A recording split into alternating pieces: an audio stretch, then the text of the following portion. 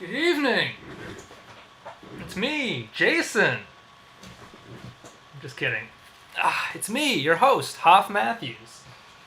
It's just playing a little Halloween trick on you there. I have my bowl of treats over here to enjoy during tonight's movie. It's a gloomy, rainy night here at Hoff Manor. Conditions are perfect for this show. Welcome to Hoff's Public Domain Horrorfest. This is, of course, a live comedy show and horror movie screening series. We show a horror movie and we break it up with live comedy host segments like what you're seeing right now. We used to do this physically live in Brooklyn, but of course we had to stop doing indoor screenings due to COVID-19, and I actually left New York City and came here to my ancestral estate of Hoff Manor to ride out the pandemic here in my haunted mansion.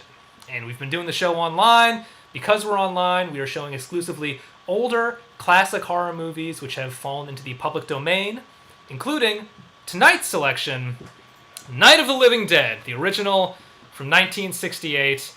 And this is a very special film for us, guys, because this is, I would say, the crown jewel of public domain horror cinema. It's a classic movie, basically single-handedly invented the zombie subgenre, and I've been waiting for a good occasion to show it for a while now. I considered starting out Hoff's Public Domain Horror Fest with this film, decided to hold off, and then, I figured we gotta save it for a special occasion, and this feels right. It's almost Halloween. This is the last show of this run, maybe ever in this format. I don't know, and we can talk about that a little bit more later. But I think the time is right, and I'm really excited to share this with you. This is the public domain horror movie, guys. This is the movie. When you're watching a movie and the characters in the movie are watching a horror movie on TV or whatever, like 9 times out of 10, it's Night of the Living Dead, because it's free. Famously, it's in the public domain because they changed the title. It was originally Night of the Flesh Eaters, and they changed it, and when they changed it, they forgot to put the copyright notice on the new title card in the film. And everybody knows that, so everybody takes advantage, including us, obviously. But I'm very excited to share this with all of you, and I'm very excited for tonight's special guest, comedian Brooke Van Poppelen is going to be joining us later on in the show. So we got a great show for you tonight, guys. But the first thing that I want to do is, because this is such a seminal zombie movie, I wanted to start out with a little history of the zombie subgenre. And my co-producer, Marybess Pritchett, has actually prepared a presentation on that very subject. So I'm going to bring her up via Zoom right now. Just give me a second here. All right. Marybess, hello. How's it going? Hi, Hoff. I'm doing fine. I'm excited for the last Horror Fest of October. You all right? You sound like you're a little under the weather. I am, but I swear it is not COVID. I have been tested. I promise.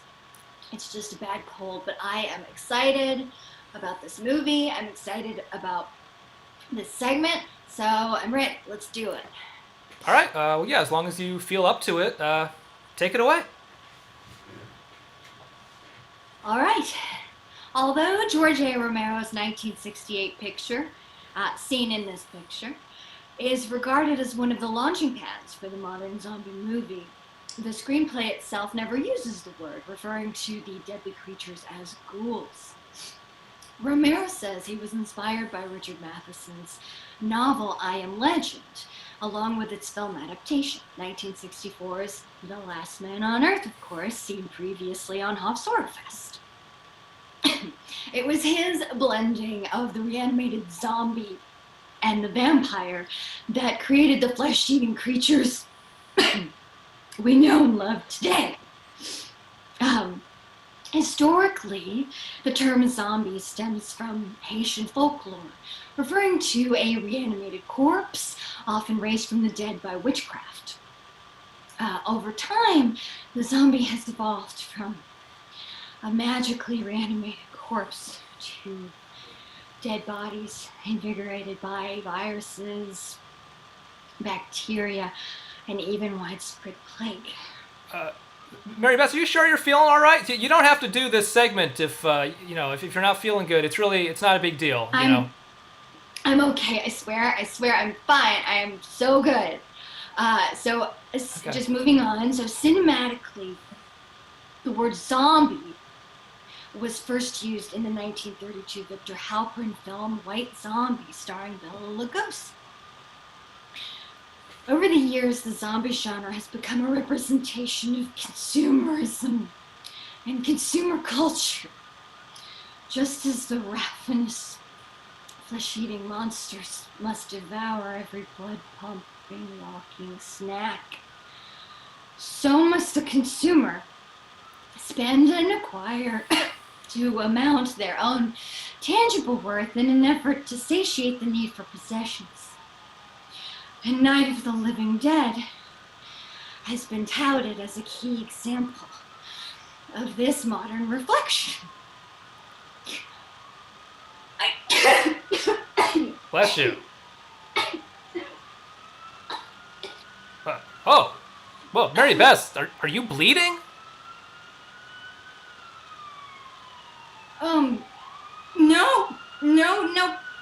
No, this is totally normal. It's definitely not normal. I mean, that's not even like a COVID thing. You need to get that looked at. Sorry, Marybess. These days, zombie movies, particularly those involving widespread disease and panic, hit close to home. And it's chilling how modern news reports of infection and death remind many of us of the scenes from movies like Romero's classic. But I'm happy to remind you that although we are living in distressing times, we aren't living in a zombie apocalypse. And that is a comfort. Marybess, are you alright? Marybess, hello? Sorry about this, folks. Marybess, can you hear me? You still there?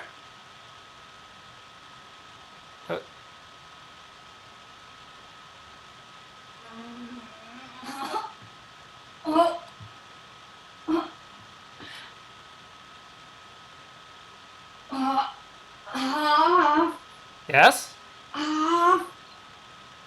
What's up?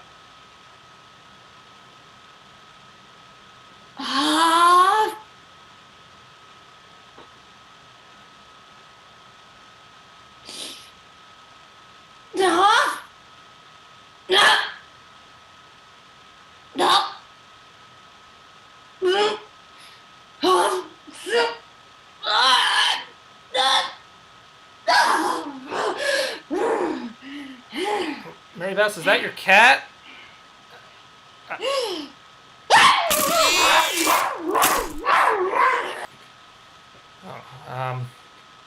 Sorry about that, folks. Well, hopefully Marybess feels better soon, but we gotta start the film. So moving right along, I'm gonna show the movie. I will say, as always, me and my co-producers, Marybess, Andrei Alupului, and George Gordon, have added some stuff into the film, some little additions here and there. Not that much. Most of what you see will just be the original 1968 movie, and I did feel even a little guilty with this film about getting goofy with it, just because it is sort of, I don't know, not quite the hokey kind of movie that some of the stuff we show is, but you know what, that's this show, and that's what we do, and so keep an eye out for those Easter eggs that we've sprinkled throughout. We'll have Brooke Van Poppelen on live later on, and I'll be back on in 15 minutes or so, but for now, please enjoy Act 1 of Night of the Living Dead.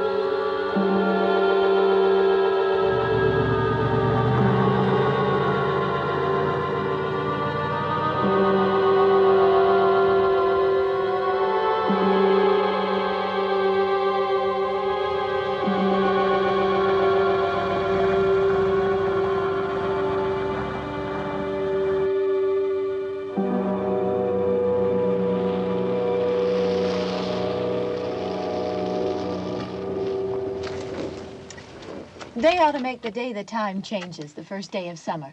What? Well, it's 8 o'clock and it's still light. A lot of good the extra daylight does us. Now, we've still got a 3-hour drive back. We're not going to be home until after midnight. Well, if it really bugged you, Johnny, you wouldn't do it.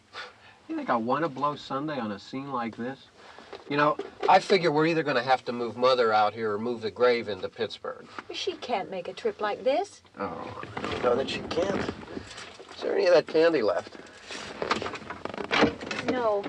Look at this thing. We still remember. I don't. You know, I don't even remember what the man looks like. Johnny, it takes you 5 minutes. Yeah, 5 minutes to put the wreath on the grave and 6 hours to drive back and forth. Mother wants to remember, so we trot 200 miles into the country and she stays at home. Well, we're here, John, all right?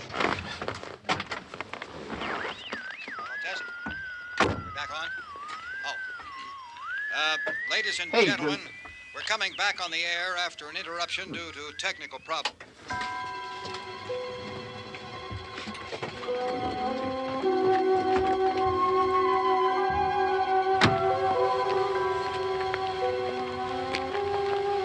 There's nothing wrong with the radio. Must have been the station. Which row is it in?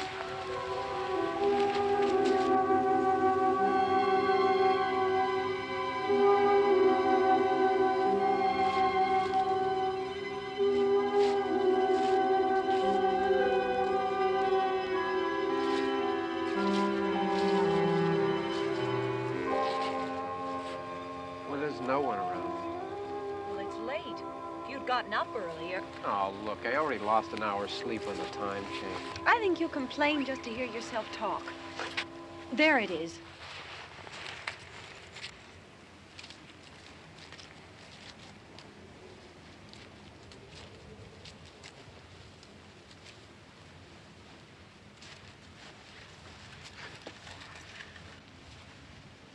I wonder what happened to the one from last year. Each year we spend good money on these things. We come out here and the one from last year's gone. Well, the flowers die, and the caretaker or somebody takes them away. Yeah, a little spit and polish, you can clean this up. Sell it next year. Wonder how many times we bought the same one.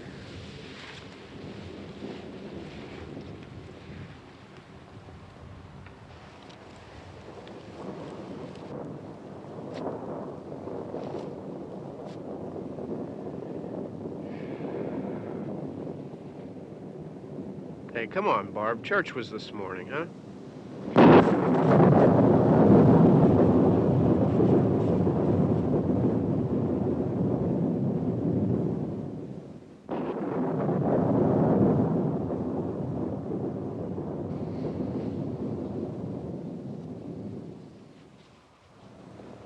Hey, I mean praying's for church, huh? Come on. I haven't seen you in church lately. Well, there's not much sense in my going to church. Do you remember one time when we were small, we were out here? It was from right over there. I jumped out at you from behind the tree, and Grandpa got all excited, and he shook his fist at me, and he said, "Boy, you be damned to hell." Remember that? Right over there. Well, you used to really be scared here. Johnny, Hey, you're still afraid. stop it now. I mean it. They're coming to get you, Barbara. Stop it. You're ignorant. They're coming for you, Barbara. Stop it. You're acting like a child. They're coming for you. Look, there comes one of them now. He'll hear you. Here he comes now. I'm getting out of here. Johnny.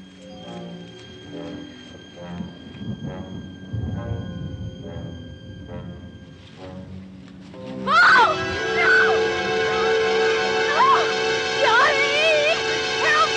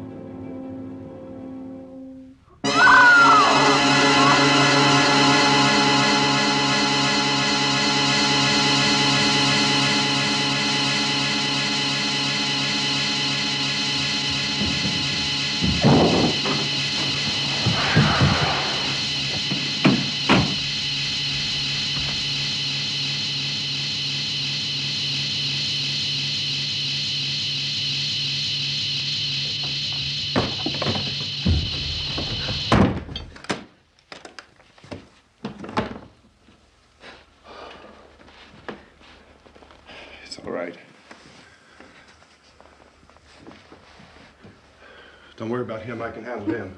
Probably be a lot more of them as soon as they find out about us. The truck is out of gas. This pump out here is locked. Is there a key?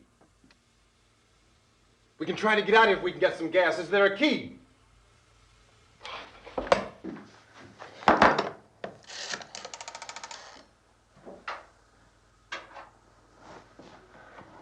suppose you've tried this.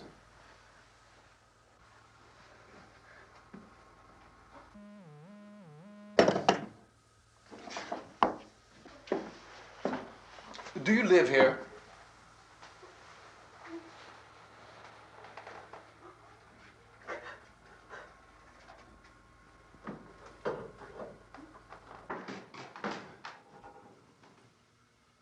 Jesus.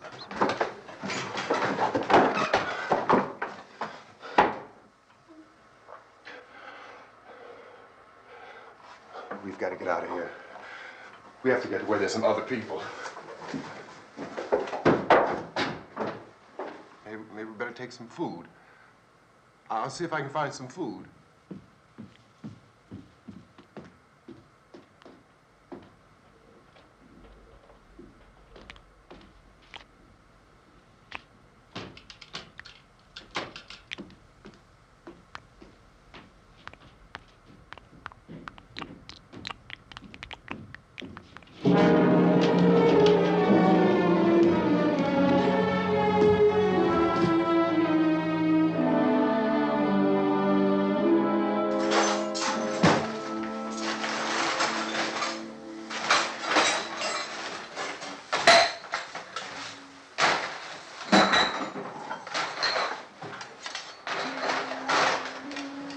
What's happening? How do you think it's happening? What's happening?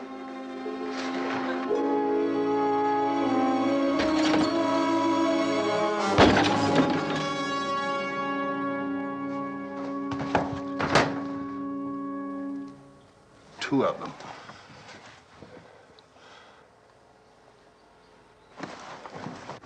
There are two of them out there. Have you seen any more around here? I can take care of those two. I Look, I know you're afraid, but we have I to... don't know! I don't know! What's happening? Oh.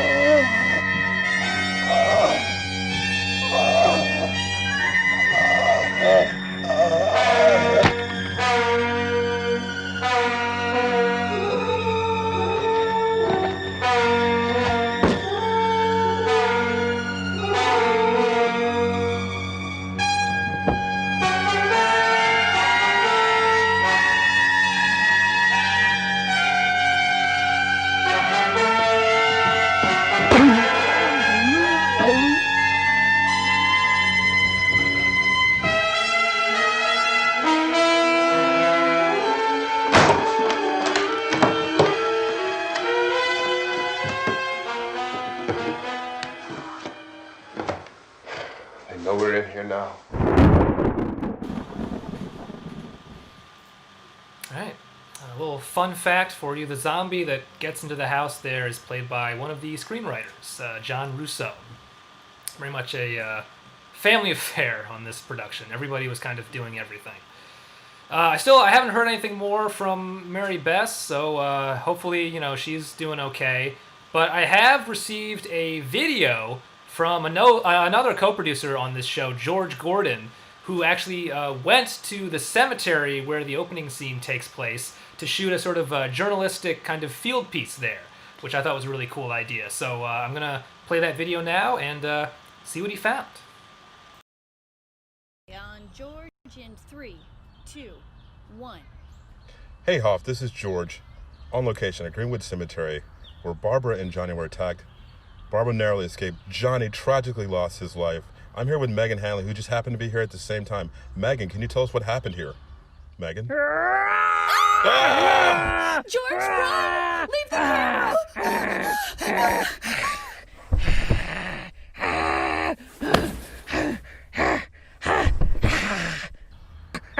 Hoff! Hoff! Hoff! Hoff! Hoff! Hoff! Hoff!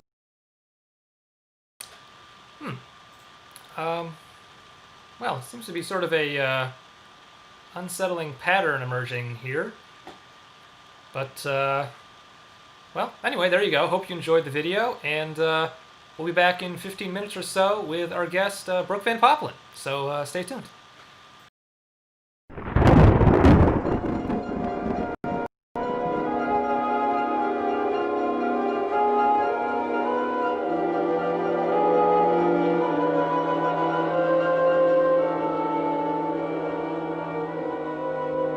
Don't look at it.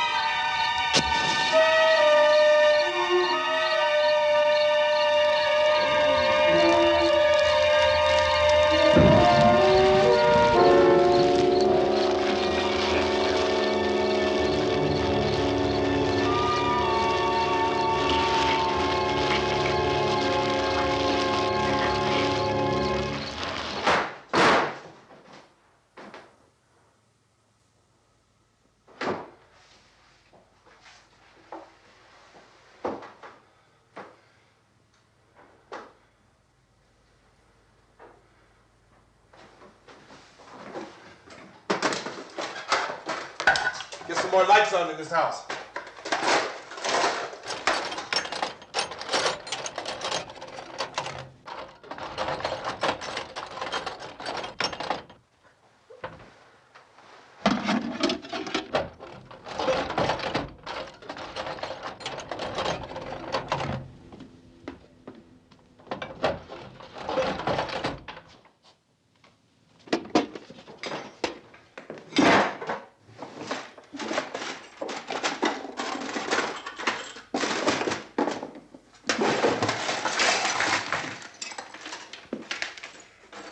Why don't you see if you can find some wood, some board, something there by the fireplace, something we can nail this place up.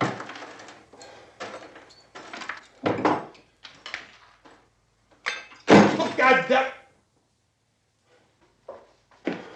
Look, I know you're afraid. I'm afraid too. But we have to try to board the house up together. Now, I'm going to board up the windows and the doors. Do you understand? We'll be all right here. We'll be all right here until someone comes to rescue us. But we'll have to work together. You'll have to help me. Now, I want you to go in and get some wood so I can board the place up. Do you understand? Okay? Okay?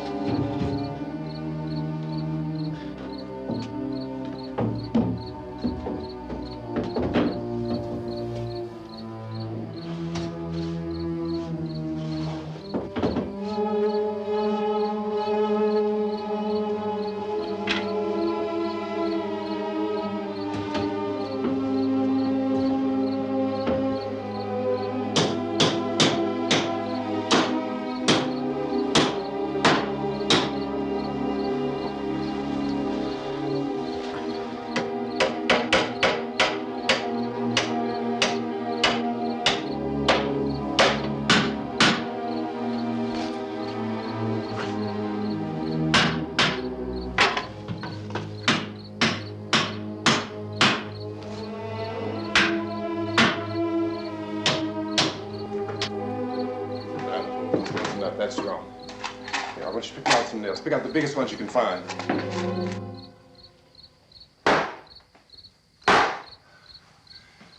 There, this room looks pretty secure. If we have to, we can run in here and board up the doors. Won't be long before those things will be back pounding their way in here. They're afraid now.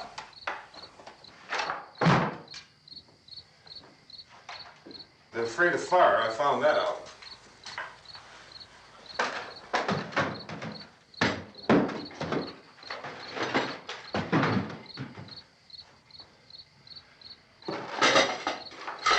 You know a place back down the road called Beekman's? Beekman's Diner?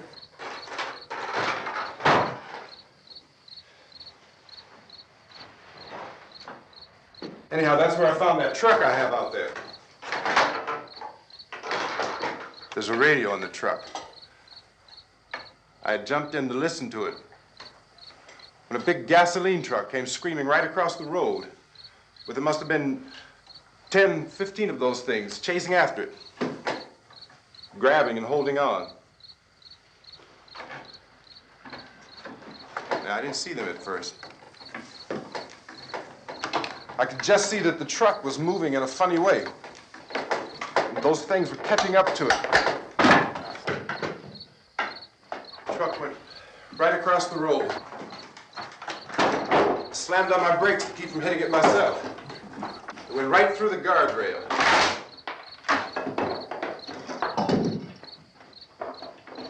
I guess the driver must have cut off the road into that gas station by Beekman's Diner.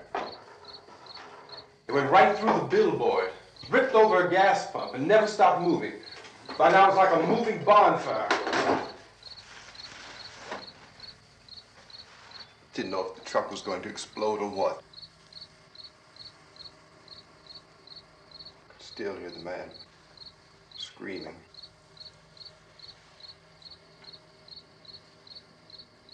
This thing is just backing away from it. I looked back at the diner to see if there was anyone there who could help me. It was when I noticed that the entire place had been encircled. There wasn't a sign of life left except by now there were no more screams. I realized that I was alone with 50 or 60 of those things, just standing there, staring at me. I started to drive. I just plowed right through them. They didn't move, they didn't run or just stood there, staring at me. Just wanted to crush them. They scattered through the air like bugs. We were riding in the cemetery, Johnny and me. Johnny.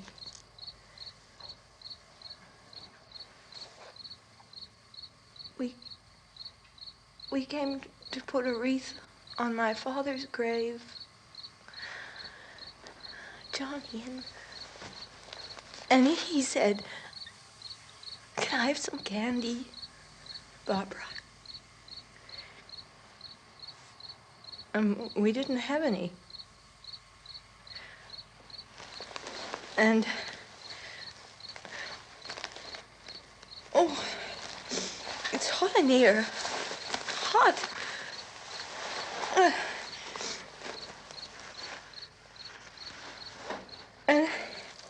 And he said, "Oh, it's late. Why did we start so late?" And I said, "Johnny, if you'd gotten up earlier, we wouldn't be late." Johnny asked me if I were afraid. And I said, "I'm not afraid, Johnny." And then this man started walking up the road. He came slowly And Johnny kept teasing me and saying, "He's coming to get you, Barbara." And I laughed at him and said, "Johnny, stop it." And then Johnny ran away. And I went up to this man, and I was going to apologize. Why don't you just keep calm? And I looked up, and I said, "Goody." And he grabbed me. He grabbed me, and he ripped at me. He held me, and he ripped at my clothes. I think you should just calm down. Oh, I screamed, "Johnny! Johnny, help me! Oh, help me!" And he wouldn't let me go. He ripped. And then Johnny came and he ran and he fought this man. And I got so afraid. I ran.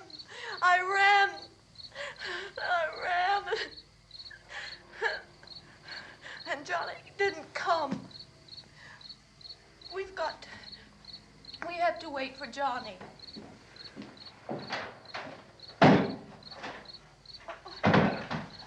Maybe we better go out and get him. We have to go out and get Johnny. He's out there. Please, don't you hear me? We've got to go out and get him. Please! We have got to go get Johnny! Please help me! Please! Don't you know what's going on out there? This is no Sunday school picnic. Don't you understand? My brother is alone! Your brother is dead. No! My brother is not dead! Oh. Oh.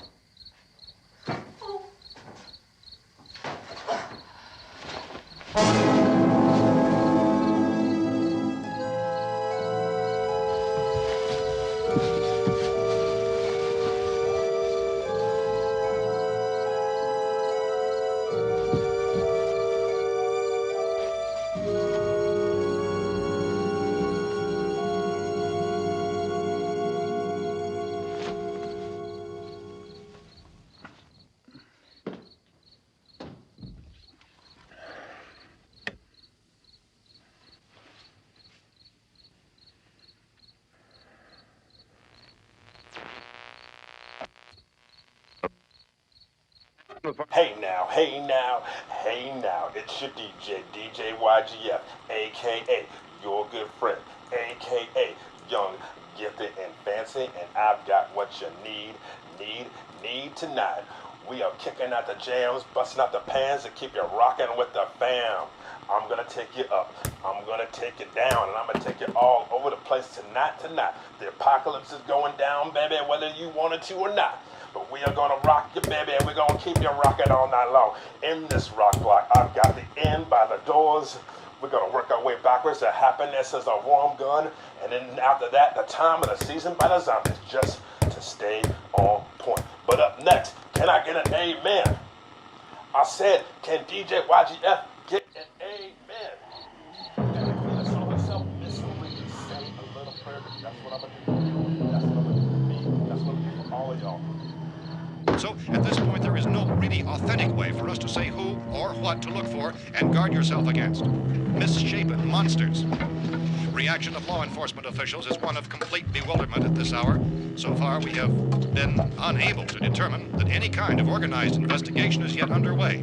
Police, sheriff's deputies, and emergency ambulances are literally deluged with calls for help. The scene can best be described as mayhem. Mayors of Pittsburgh, Philadelphia, and Miami, along with the governors of several eastern and midwestern states, have indicated the National Guard may be mobilized at any moment, but that has not happened as yet. The only advice our reporters have been able to get from official sources is for private citizens to stay in their homes behind locked doors. Do not venture outside for any reason until the nature of this crisis has been determined and until we can advise what course of action to take. Keep listening to radio and TV for any special instructions as this crisis develops further. Thousands of office and factory workers are being urged to stay at their places of employment, not to make any attempt to get to their homes. However, in spite of this urging and warning, streets and highways are packed with frantic people trying to reach their families or apparently to flee just anywhere. We repeat, repeat, the safest course of action at this time is simply to stay where you are.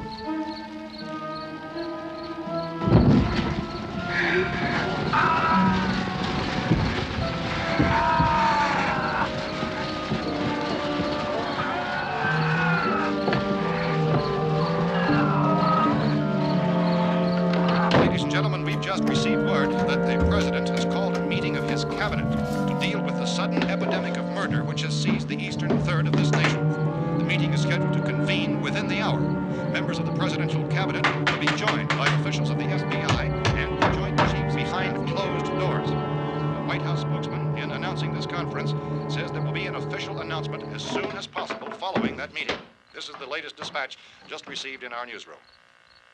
Latest word also from National Press Services in Washington, D.C. now tells us that the emergency presidential conference, which we've just mentioned, will include high-ranking scientists from the National Aeronautics and Space Administration. That's the extent of this latest bulletin. Repeating, the President, members of his cabinet, the FBI, the Joint Chiefs of Staff, and scientists from NASA within the hour. All radio and TV stations throughout this part of the country, including the one to which you're listening, have joined their facilities in an emergency network to bring you this news as it develops.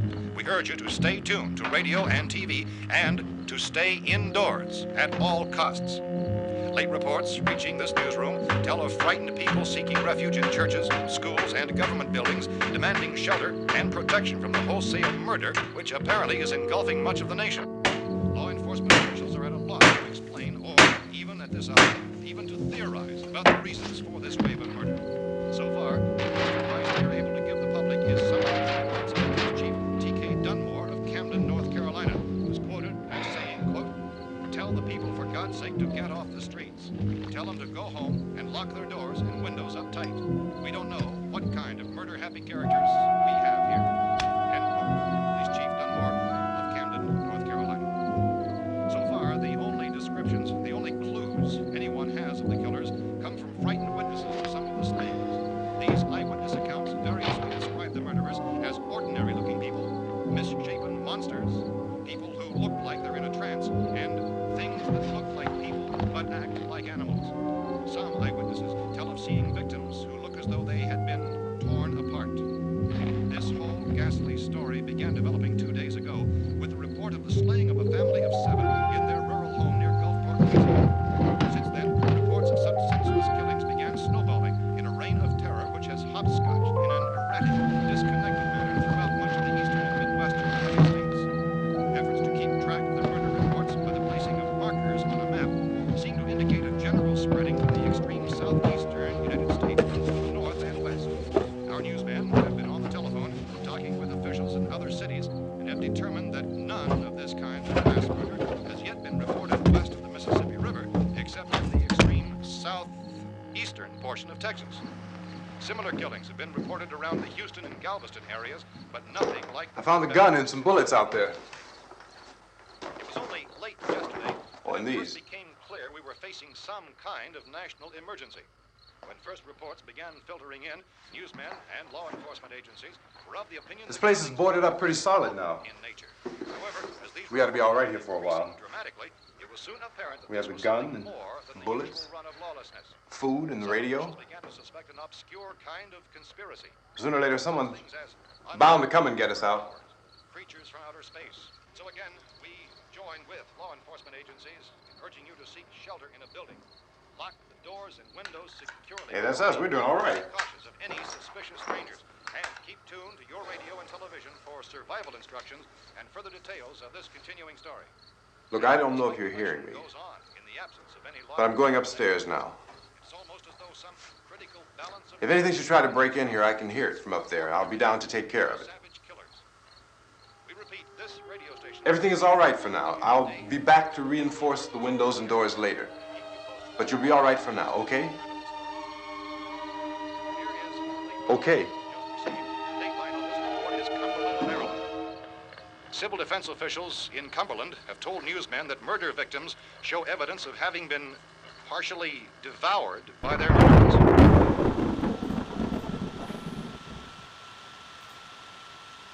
All right. It's interesting. When you break up the film into acts the way we always do, you really notice how much of this movie is just these two characters in this one house. Minor spoiler, that's not going to be the case for the entirety of the film, but it is a really interesting structure. So, right now, we're going to take a break from the movie and speak with tonight's special guest, comedian Brooke Van Poppelen. She hosted the True TV show Hack My Life. She is a host of the Sidework podcast, and her album Hard Feelings is available now. So give me just a moment. I'm going to bring her up via Zoom. Here we go. Brooke, hello. Hello.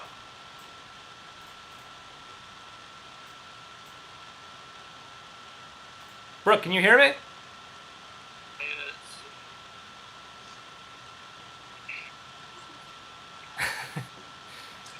We're having some technical difficulties here, folks. Bear with me. Well, I think, hold on for a second. I'm going to pop in the chat. I think she's on the delay. Delay, yes? I did that like a minute ago. Can you hear me? Oh, I'm here. Can you hear me? Well, hold on. Sorry, we're having a conversation, but she's operating off of the YouTube delay. So I put her on, she's like 20, 30 seconds late. I think she's on the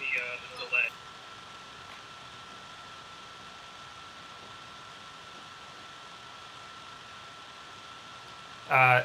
Brooke, you hear me now?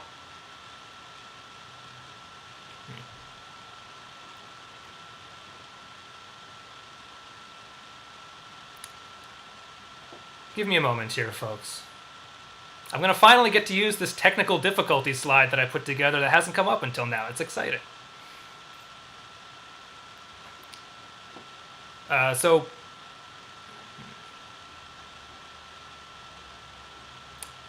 Brooke, you're in the Zoom meeting right now?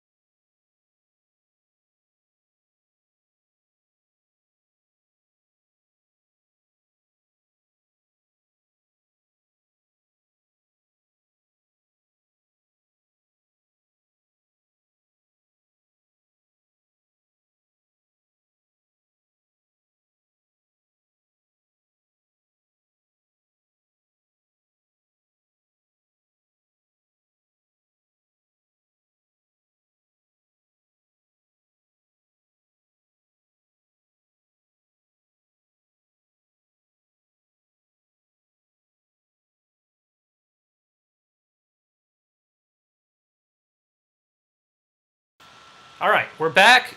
It was my fault. Just want to emphasize, I had the wrong audio setting on. That's what was happening. And now I think we should be good. So I'm going to try bringing Brooke back up again here. All right, and I'm going to turn your mic on. And I think you should be live. So once again, Brooke Van Poppelen, everyone. Thank you so much for being on the show. I swear to God, every live guest has gone smoothly up to this point, but whatever. We're making it work now. It's all gonna be good. And first of all, I just check. I've had some bad experiences on the show so far tonight. You are not a zombie, correct? You're still a living human.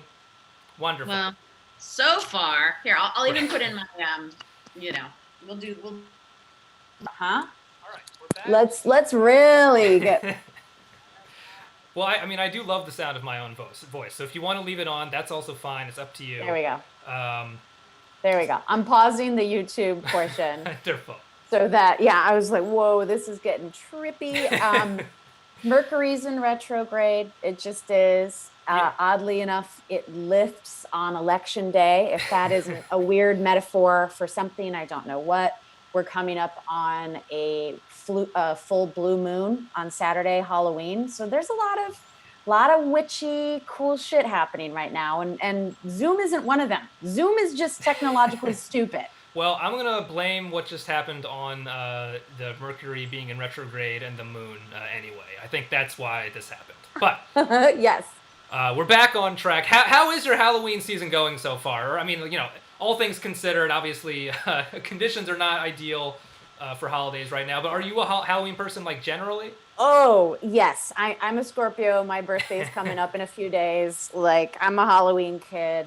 Born during these wicked times. Nice. I tried to put my Chihuahua in a little Superman costume to be festive when the Zoom popped up, and he bit the shit out of me. So that I'm didn't. Sorry about that. It's okay. It's okay. I was trying to have fun. Yeah. Hey, hi, people who are saying hello on YouTube. Hi. Yes, that's our stream chat Friends. folks. They're Yes, pretty exactly. Yay, Mary Beth.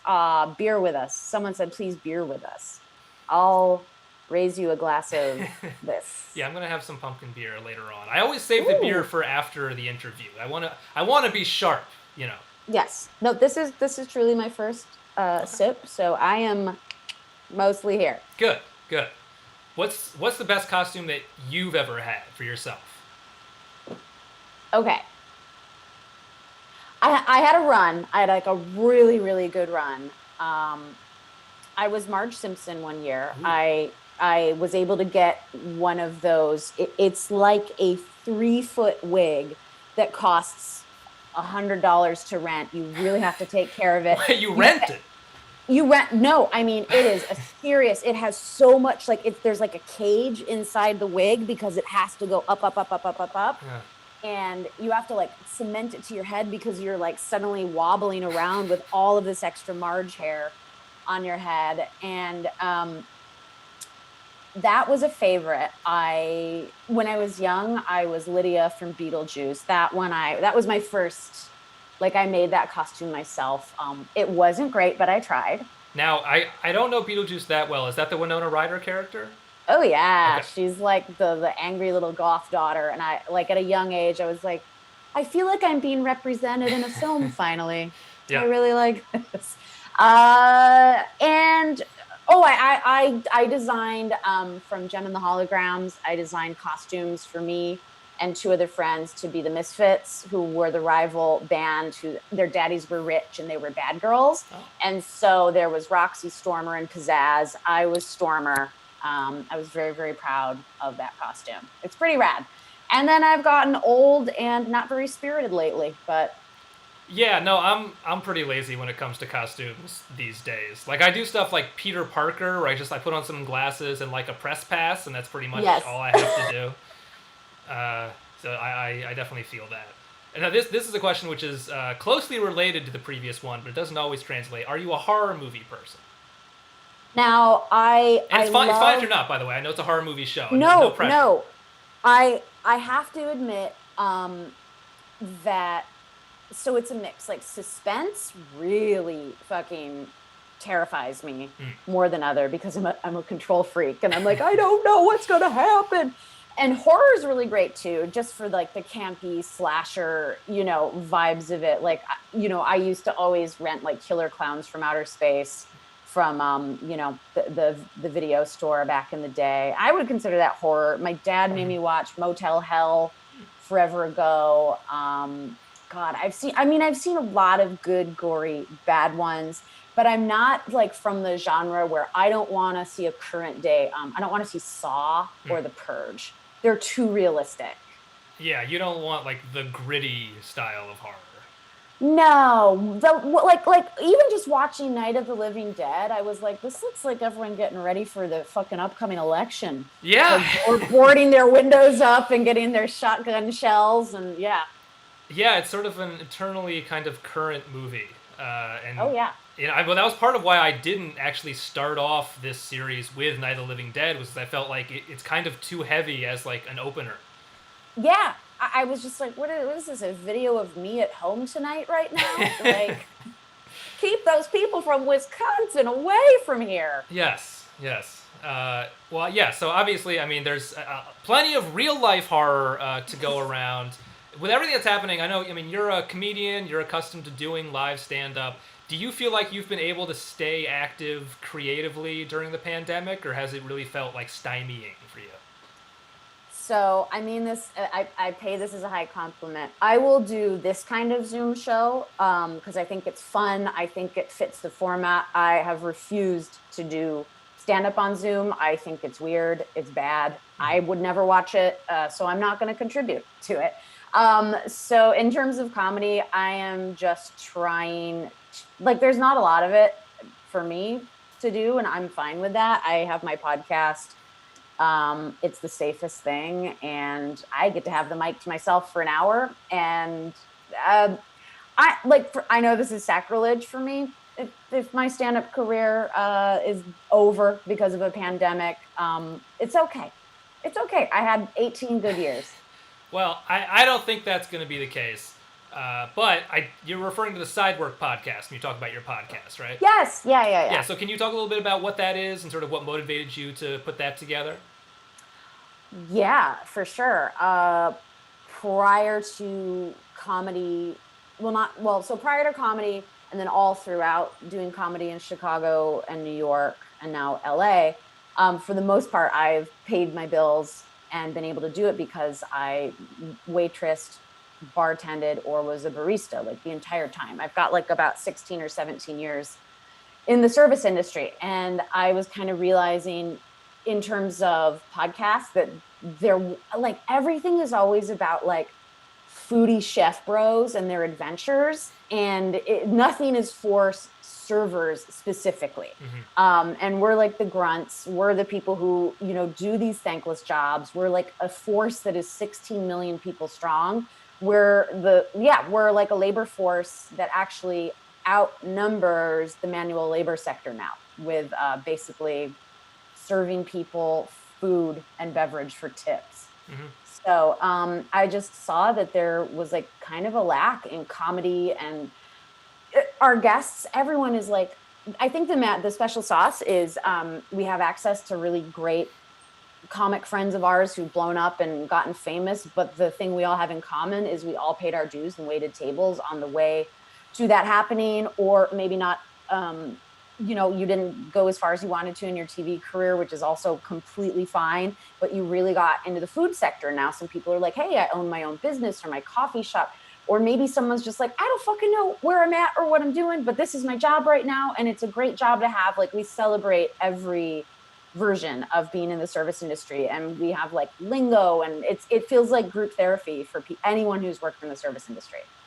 Yeah, I was listening to your Halloween episode with Henry Zabrowski, and people just like telling all those stories of like the ghost legends of the restaurants that they worked in and stuff. It was really fun. Well, yeah, Halloween is kind of a really favorite time of year, and I'm sitting here going like, well, fuck, man, like, it's not just Halloween. So many of these old ass crazy establishments are haunted year round. This is like a 365-day-a-year problem, but it's very fun. It's our one excuse to get Henry on the podcast because he's never waited tables, but we'll let him on when it's horror related because we have a pretty hard and fast rule. Like if you didn't wait tables, we don't want to talk to you. I didn't realize he was such a fancy boy.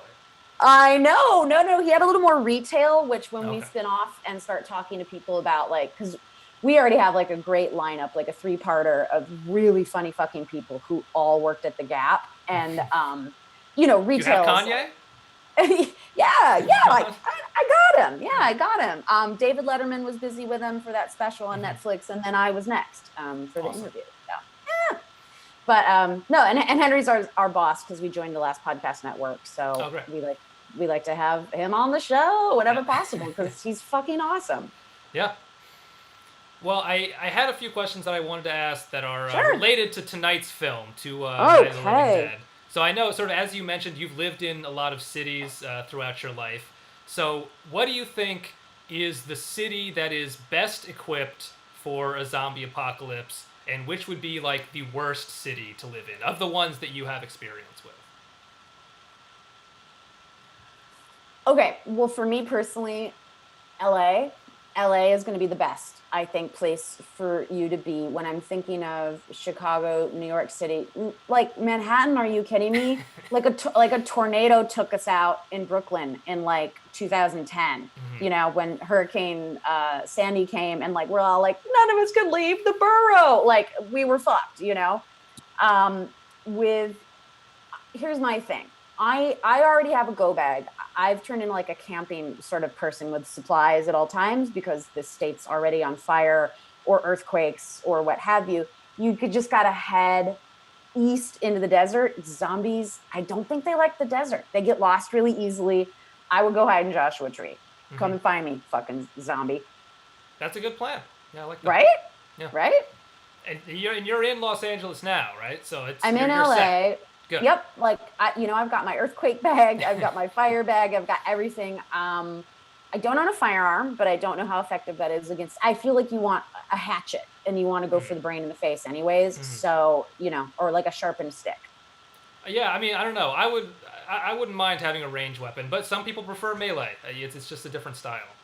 I have Obsidian, but that seems more like fantasy, Game of Thrones, dragon glass sort of shit. Well, yes. But either way. If you're dealing with the White Walkers, that's definitely the way to go. That's great, but yeah, that wrong genre. Yes. And the other thing was, I wanted to go through, this ties to the Side Work podcast, I wanted to go through different members of a restaurant staff and get your take on whether or not each of them would survive the zombie apocalypse or just how they would deal with it. If that makes sense. I'm going to come out of the gates right now and let you know that the hostess is first to go. Okay, well that's good to know. Yes, that's helpful, so we can check that off. They're worthless. Anyways.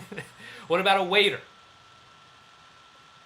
We're good. We're feisty. We're mean. We deal with difficult customers, or especially like if you're working at a late night place and you have customers who are overserved, we are very adept at dealing with humans who already act like stupid zombies. And we always have tools in our aprons. So it's like I could take a corkscrew and go pow right into the brain space with my corkscrew. There are little knives on the end. You can smash wine glasses, pint glasses. Like there are so many ways to weaponize a restaurant, and waiters really know their way around front of house. So that's like if we had an attack front of house. Like waiters have a first line of defense. That makes sense. What about bartenders? Bartenders also, and it's a mixed bag because bartenders can get a little bit up on their high horse and lazy, where they're like, oh, it's all about my personality, and I just sort of lean and ignore all you servers' drinks and whatever. So if they're a little too into themselves, I don't think they're going to fare as well as a server. That's a good point. And the next one I was going to bring up. I was going to say, that's the bartender who ignores you while you're at the other end of the bar. You're like, hi, we've been waiting 10 minutes. You're flirting with somebody. You know what? They're going to get taken out by a zombie. They're so fucking into themselves, not aware of their surroundings. Exactly. Now, what about bar backs? Oh, bar back will survive. Those are tough motherfuckers. They're doing everyone's job for them anyways. They have access. Yeah, they're just not as. They get to be more like the like silent but deadly, because they don't have to interact with customers. They're not even supposed to look you in the eye because they can't actually help you. That's right. That's right. Takes So a lot yeah, of strength. they're reading the room constantly. What about dishwashers? Yeah, but don't fuck with them. They're all former murderers for the most part. They have a.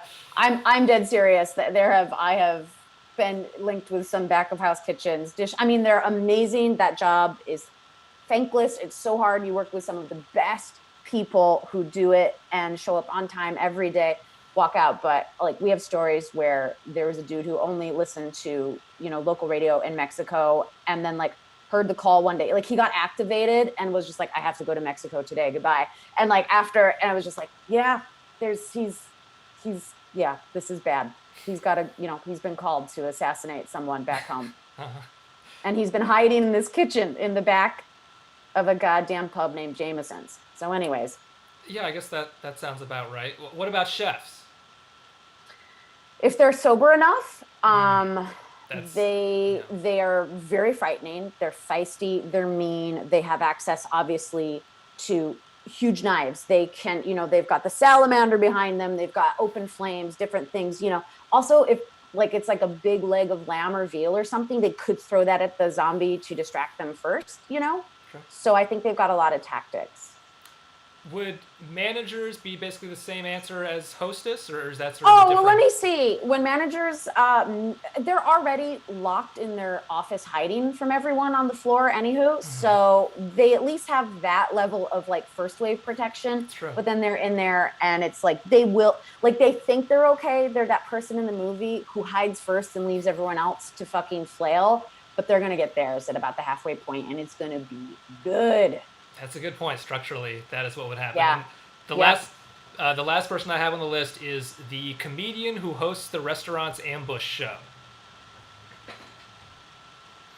I don't know if I've seen that. Oh, just like when they do a stand-up show at a restaurant and like the people there don't know that it's going to happen. So it's like a surprise. God. Take them in the first wave, please. Please take them. I mean, even the customers would be like, please kill them. We were trying to have... It was our first date night in 6 months. And someone's gonna, I can't. But as someone who has been booked on a lot of those and has worked in the service industry, that's a special kind of embarrassment when you're like, I feel sorry for the people who are here trying to see the show. I feel sorry for the people who are just trying to have dinner. And I feel sorry for the staff who's probably going to get a bad tip because they're angry. And that's how people act. It doesn't have to have anything to do with the server. But if they're like, well, fuck, what is this comedy show? And then they're going to put a big goose egg on the check. So, yeah, it's just bad for everybody. That's true. Yeah, I agree. Those were very comprehensive answers. And I appreciate you going through that with me. Before I let you go, is there anything you want to plug or promote that we haven't touched on? Oh, boy. If you want to listen, tomorrow we're dropping another really fun Halloween episode with Henry Zabrowski again and Ben Kissel, both co-hosts of last podcast. On the left, they're on the whole episode with my co-host Andrea and I, and boy, oh boy, they are two of the best podcast hosts out there, and it is a real fight for your life to get a word in against them, but we hung in there and we managed to remain in control of our own podcast, and it resulted in delight, and they're so funny, and yeah, I'm so happy that we worked with them. That sounds great. Side work podcast on Spotify, Apple, all that stuff.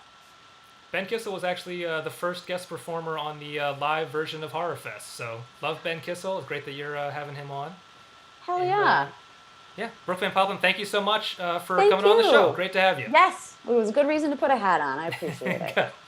Have a good night. All right, enjoy the rest of the movie. Bye. All right, there you go. Brooke Van Poppelen, everyone. Great to have her on. We've been so lucky with all the guests that we've had this month. They've all been great, and I've only fucked up the sound once, so I'm going to call that a pretty good record, and I'm going to put on some more of the film.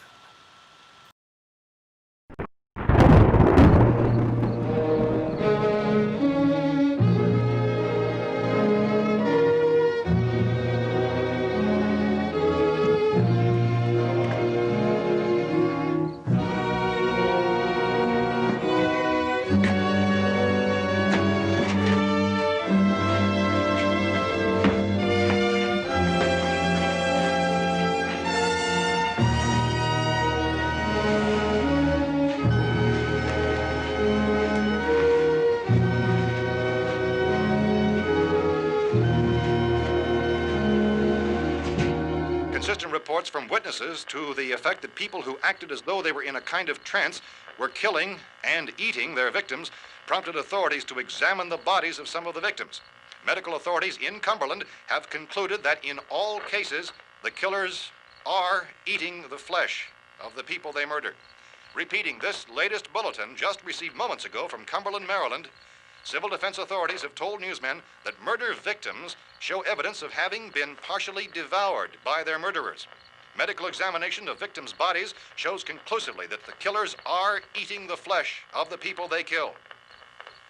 And so this incredible story becomes more ghastly with each report. It's difficult to imagine such a thing actually happening, but these are the reports we have been receiving and passing on to you, reports which have been verified as completely as is possible in this confused situation. It is happening, and it would appear that no one is safe from this wave of mass murder.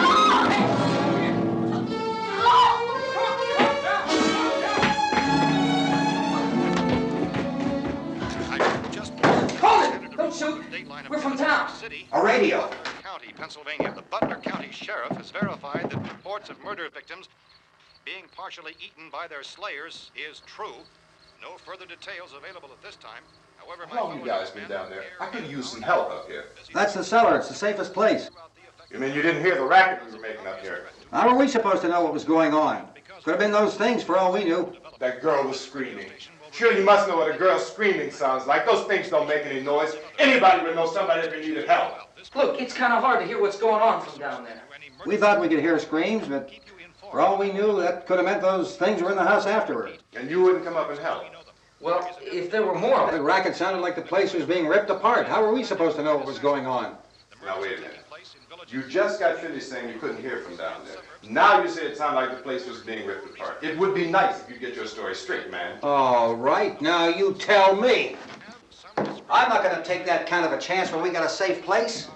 We luck into a safe place, and you're telling us we got to risk our lives just because somebody might need help, huh? Yeah, something like that. All right, why don't we settle this? Look, mister, we came up. Okay, we're here. Now I suggest we all go back downstairs before any of those things find out we're in here. They can't get in here. You got the whole place boarded up? Yeah, most of it. All but a few spots upstairs. They won't be hard to fix. You're insane. The cellar's the safest place. I'm telling you, they can't get in here. And I'm telling you, those things turned over our car. We were damn lucky to get away at all. Now you tell me those things can't get through this lousy pile of wood? His wife and kids downstairs. The kid's hurt. Well, I still think we're better off up here. We could strengthen everything up, Mr. Cooper. With all of us working, we could fix this place up in no time. We have everything we need up here. We can take all that stuff downstairs with us. Man, you're really crazy, you know that? You got 1,000,000 windows up here. All these windows, you're gonna make them strong enough to keep these things out, huh? I told you those things don't have any strength. I smashed 3 of them and pushed another one out the door. Did you hear me when I told you they turned over our car? Oh, hell, any good 5 men can do that. That's my point. Only there's not going to be 5 or even 10. There's going to be 20, 30, maybe 100 of those things. And as soon as they know we're here, this place is going to be crawling with them. Well, if there are that many, they'll probably get us wherever we are. Look, the cellar. The cellar, there's only one door, right? Just one door, that's all we have to protect. Tom and I fixed it so it locks and boards from the inside. But up here, all these windows, why, we'd never know where they were going to hit us next. You got a point, Mr. Cooper. But down in the cellar, there's no place to run to. I mean, if they did get in, there'd be no back exit. We'd be done for. We can get out of here if we have to. And we got windows to see what's going on outside. But down there with no windows, if a rescue party did come, we wouldn't even know it. But the cellar is the strongest place. The cellar is a death trap. I don't know, Mr. Cooper. I think he's right. You know how many's out there? I don't know. Maybe 6 or 7. Look, you two can do whatever you like. I'm going back down to the cellar, and you better decide. Because I'm going to board up that door, and I'm not going to unlock it again no matter what happens. Now, wait a minute, Mr. Cooper. No, I'm not going to wait. I've made my decision, now you make yours. Now, wait a minute. Let's think about this. We can make it to the cellar if we have to. And if we do decide to stay down there, we'll need some things from up here. So let's at least consider this a while. If you box yourself in this cellar and those things get in the house, you've had it. At least up here you have a fighting chance. Yeah, it looks like about 8 or 10 out there now. There's more than there were. There are a lot out back, too. So far, the best advice there is.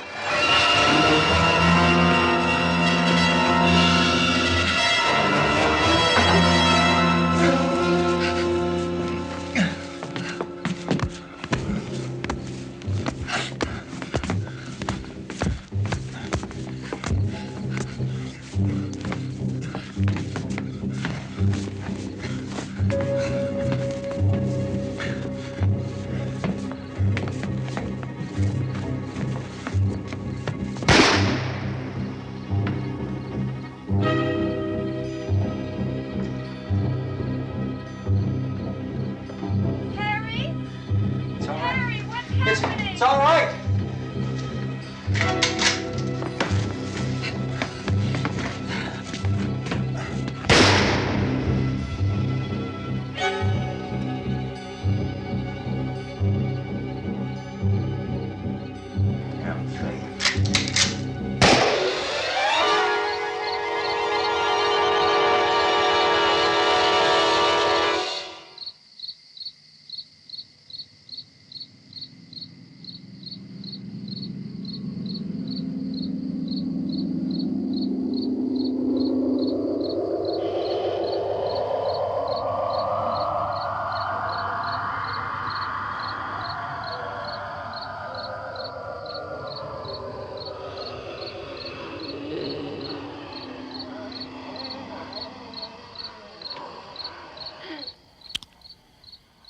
We gotta fix these boards. You're crazy. Those things are going to be at every window and door in this place. We've got to get down into the cellar. Go down in your damn cellar. Get out of here! I'm taking the girl with me. You leave her here. Keep your hands off her. And everything else that's up here, too. Because if I stay up here, I'm fighting for everything up here. And the radio and the food is part of what I'm fighting for. Now, if you're going down the cellar, get. The man's insane. He's insane. We've got to have food down there. We've got a right. This is your house. We've got a right. You going down there with him? Well, yes or no? This is your last chance. No beating around the bush. Listen, I got a kid down there. She can't possibly. I couldn't bring her up here. She can't possibly take all the racket and those things smashing through the windows. Well, you're her father. If you're stupid enough to go die in that trap, that's your business. However, I am not stupid enough to follow you. It is tough for the kid that her old man is so stupid. Now, you get the hell down in the cellar. You can be the boss down there. I'm boss up here. You bastards. You know, I won't open this door again. I mean it. Mr. Cooper, with your help, we could... With my help. Let him go, man. His mind is made up. Just let him go. Wait a minute. Judy, come on up here, honey.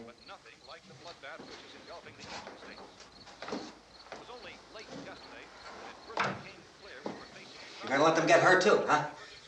It's all right, honey. Go ahead.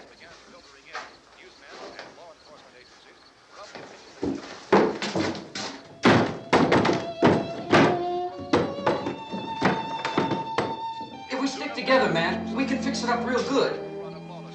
There's lots of places we can run to up here.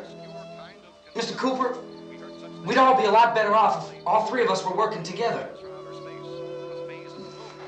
Hey. Hey, kid.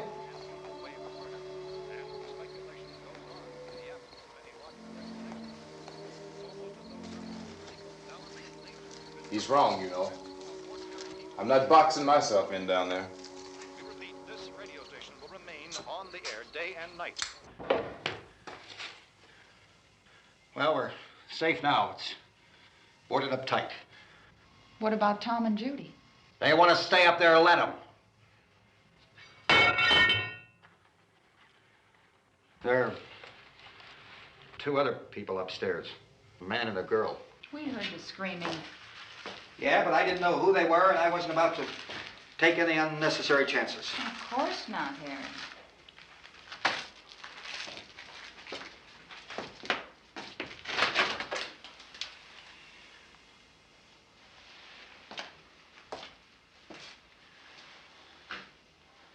Is she all right? I don't know what it is. She feels warm. Maybe it's shock. Where'd you get the bandage? Some laundry in a basket. I tore a sheet.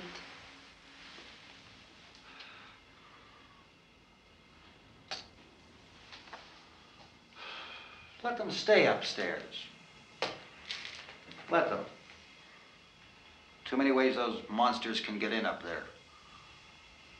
We'll see who's right. We'll see when they come begging me to let them in down here. That's important, isn't it? What? To be right, everybody else to be wrong. What do you mean by that? Does anyone up there know why we're being attacked? Whatever it isn't just happening here. It's some kind of mass murder. It's going on everywhere. The radio said to stay inside. Radio? Radio upstairs. I heard a news bulletin. There's a radio upstairs and you boarded us in down here? I know what I'm doing. What did it say? Nothing. Nothing. They don't know anything yet. There's mass murder everywhere, and people are supposed to look for a safe place to hide. Take the boards off that door. We are staying down here, Helen. Harry, that radio is at least some kind of communication. If the authorities know what's happening, well, they'll send people for us so they tell us what to do. How are we going to know what's going on if we lock ourselves in this dungeon?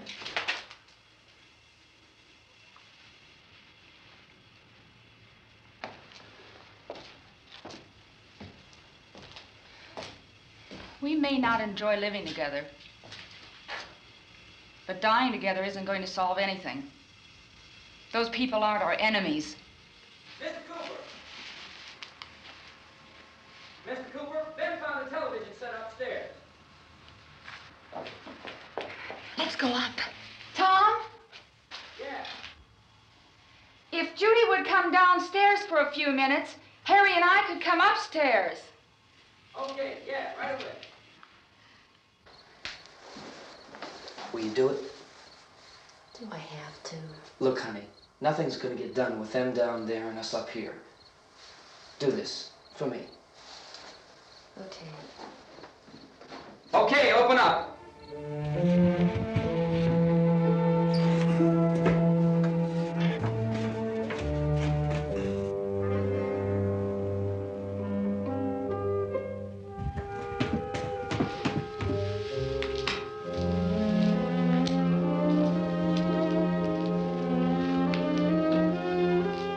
I'll take good care of her, Helen. She's all I have. Why don't you go upstairs now?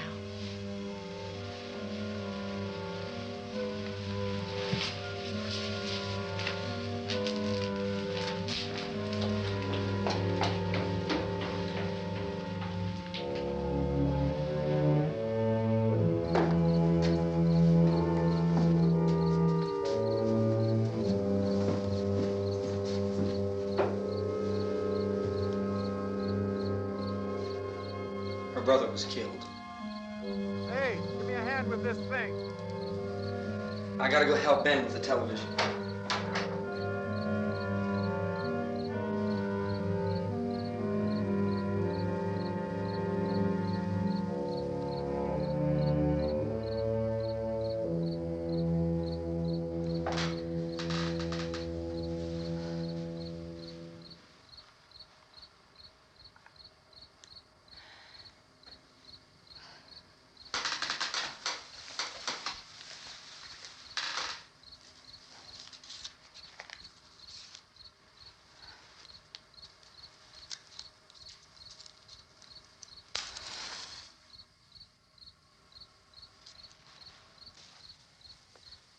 Don't be afraid of me. I'm Helen Cooper, Harry's wife.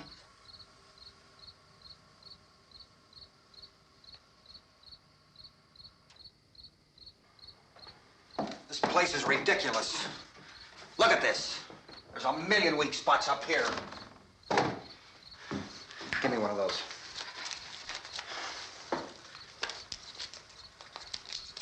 Her brother was killed.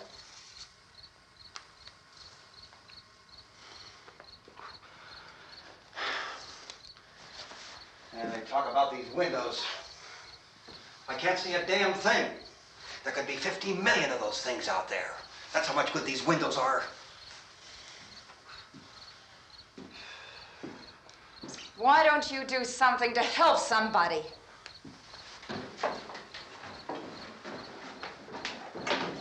Here I have it. Drag a couple of those chairs together. There's the socket over here.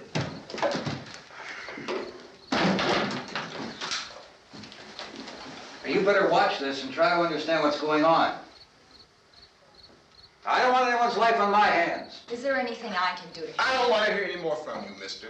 If you stay up here, you take orders from me. And that includes leaving the girl alone. It's on, it's on. There's no sound. Play with the rabbit ears. Reports, incredible as they seem, are not the results of mass hysteria. Mass hysteria. What do they think? We're imagining all this? Shut up! In all parts of the country. The wave of murder which is sweeping the eastern third of the nation is being committed by creatures who feast upon the flesh of their victims.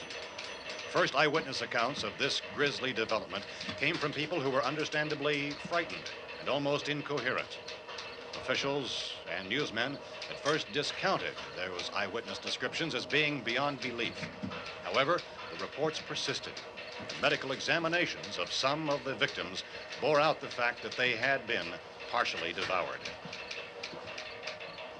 I think we have some late word just arriving, and I'll interrupt to bring this to you. This is the latest disclosure in a report from National Civil Defense Headquarters in Washington. It has been established that persons who have recently died have been returning to life and committing acts of murder. A widespread investigation of reports from funeral homes, morgues, and hospitals has concluded that the unburied dead are coming back to life and seeking human victims. It's hard for us here to believe what we're reporting to you, but it does seem to be a fact.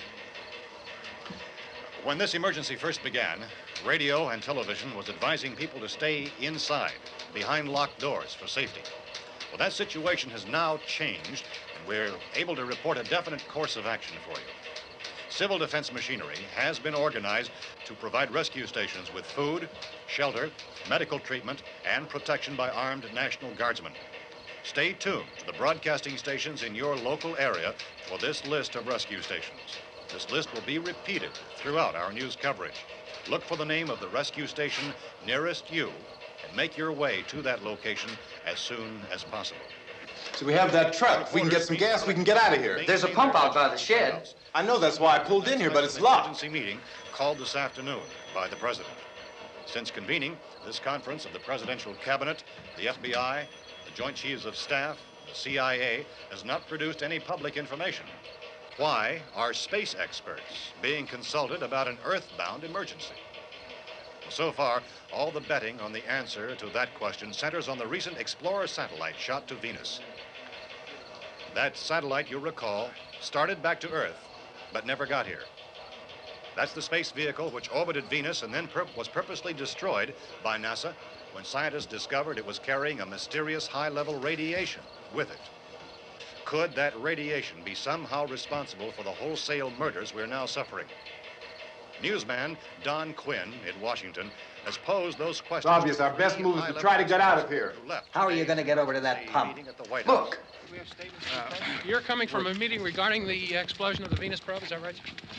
Yes, that was the subject of the meeting. You feel there is a connection between this and the phenomenon? There's a definite connection. In other words, you feel that the radiation on the Venus probe is enough to cause these mutations? There was a very high degree of radiation. Well, just a minute. I'm not sure that that's certain at all. I don't think that has been logical irrefutably explanation proved. that we have at this time. In other words, it is the military's viewpoint that the radiation is not the cause of the mutation. I can't speak for the entire military at this time, gentlemen. This seems to I be... must disagree with these gentlemen presently until this is irrefutably proved. everything is being done that can be done. We'll have to hurry for our next meeting. And Professor, you feel that there is a definite connection between them? Definite connection as far as Dr. Keller and myself. Doctor, please. I thought we decided that is not proved yet. But, Was the satellite, when the satellite was exploded? An unusual amount of radiation, enough to cause mutation under certain circumstances. Could have happened. Have a bearing on it. It does seem to have a bearing. Will there be a reply for this further? Later? Yes. There will be a reply. Yes. Later this afternoon. There will be a report this afternoon, sir. Perhaps there will be a report, yes. a more Later. full report. Will you close the window? We are doing everything possible to solve the problem.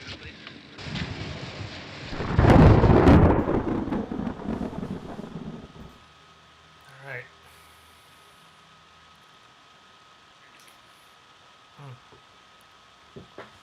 Brooke was great. Those tech issues, which were all my fault, but you guys finally got to see me squirm. Poor flop sweat all over the keyboard. All part of the fun of a live show, right? Anyway, obviously, we've talked about this throughout the show, but when you watch a movie where the government is clearly caught on the back foot and is unprepared for a major crisis which is leaving America strewn with corpses, you might be tempted to connect that to current events in some way. And, we wanted to sort of make like a topical commentary or sort of interpret the film that we're watching tonight. But the tough thing about Night of the Living Dead is that it's so allegorically weighted and there's so many sort of metaphorical ways to look at it that it's kind of hard to know where to begin. So what we ended up doing was we put together this symbolism chart showing a variety of different ways that you can interpret the movie, and within those interpretations, what different elements within the film might represent. So as you can see on the top there, we've got probably the most obvious interpretation in our current moment, which is to look at the zombies as kind of a representation of the COVID-19 virus.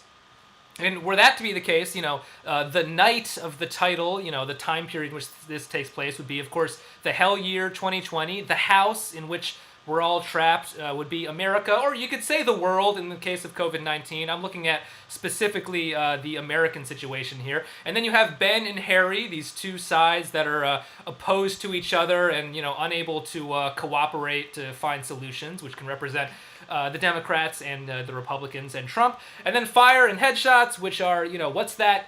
What are those important things that can really be sort of a magic bullet to use against the threat, which in the case of COVID-19 would be masks, or you could throw in social distancing or whatever else. I'm not going to go through the entire chart because that would take up too much time. So take a screen cap or something if you really want to pore over this. But there's a bunch of other ways to interpret the film here. You've got, maybe the zombies might represent the rise of right-wing populism or climate change. I've got some issues which were more current in the time when the film was made and released, like communism or the hippie counterculture. If you're a QAnon lunatic, I've got a line for you there. I've got a line for, if you're a member of the 5% Nation of Gods and Earths, this is maybe how you might view the movie potentially. And if you don't see an interpretation here that reflects how you are viewing and experiencing the film, there's an empty row at the bottom where you can fill in your own symbolic interpretation. So I hope that was helpful for you. I hope that gives you sort of a deeper understanding or appreciation for the text of the film that we're watching tonight. Sorry, I got a text here. This is from my other co-producer, Andrei Alupului, and it just says, Hoff, Hoff, Hoff, with like ellipses. So I guess he's also a zombie now, which is unfortunate. But in any case, let's see some more of the film. Hoping to get some further explanation of this. We've heard all we need to know. We have to try to get out of here.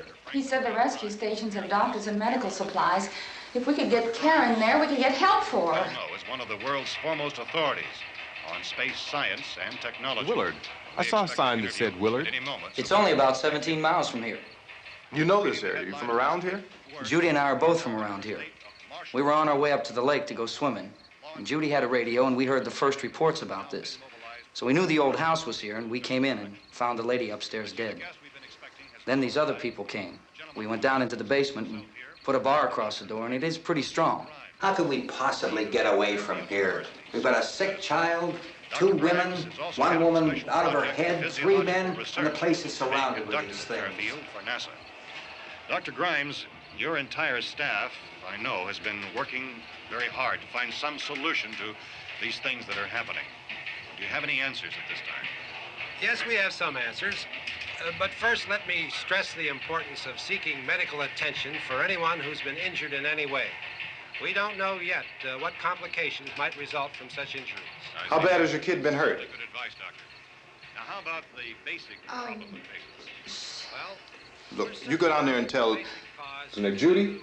Yeah, you tell Judy to come up here and you stay with the kid, all right? In the cold room at the university, we had a cadaver from which all 4 limbs had been amputated.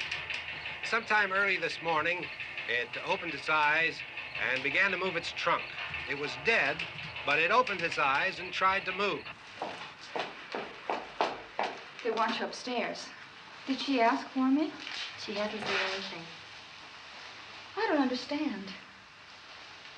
Baby. It's Mommy. I heard. I'll come back down as soon as I find out what they want. Thank you, Judy. The body should be disposed of at once, preferably by cremation. Well, how long after death, then, does the body become reactivated? It's only a matter of minutes. Minutes? Well, that doesn't give people time to make any arrangements. Oh, you're right. It doesn't give them time to make funeral arrangements. The bodies must be carried to the street and burned. They must be burned immediately. Soak them with gasoline and burn them. The bereaved will have to forego the dubious comforts that a funeral service will give. They're just dead flesh and dangerous.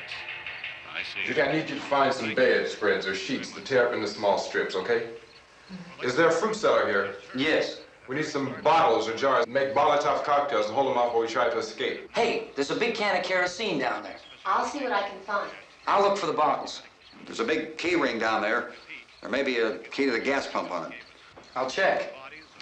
We can toss the cocktails from a window upstairs. Meantime, a couple of us can go out and try to get the gas and come back for the rest of the people. But that'll leave a door open someplace. Yeah, that's right. It better be this door. It's closer to the truck. Before we go out, we'll put some supplies behind the cellar door. While we're gone, the rest of you can hold up in there. I found some fruit jars in the cellar. And there's a key on here that's labeled for the gas pump out back. I'm not really that used to the truck. I found it abandoned. I can handle the truck, no sweat. You're it, then. You and I'll go.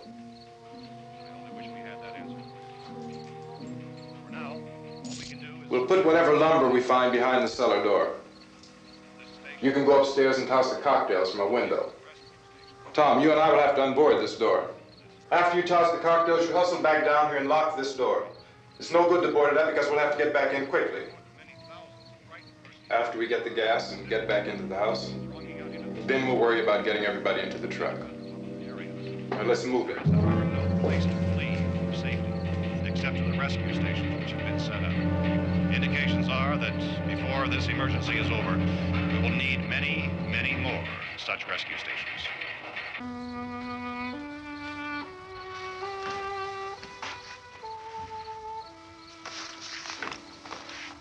You always have a smile for me. How can you smile like that all the time? How many do you have done? Come on, honey, we gotta move. Tom, are you sure about the phone? The phone is dead out. All you get is a recorded message. If I could only call the folks. They're going to be so worried about us. Everything will be all right.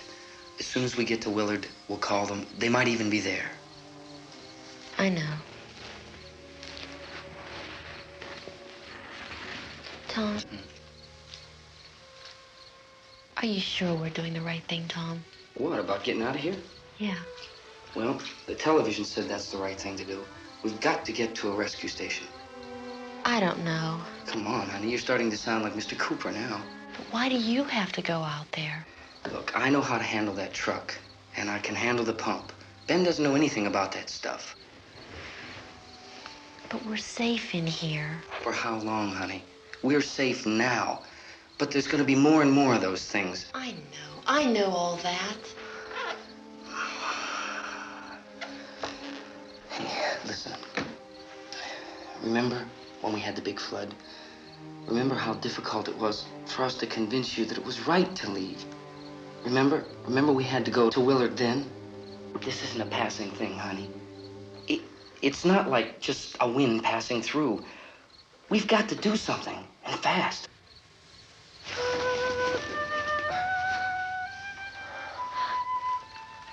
I just don't want you to go out there, that's all. Hey, Smiley. Where's that big smile for me? Boy, you're showing no use at all, are you? We've got work to do, honey. And you...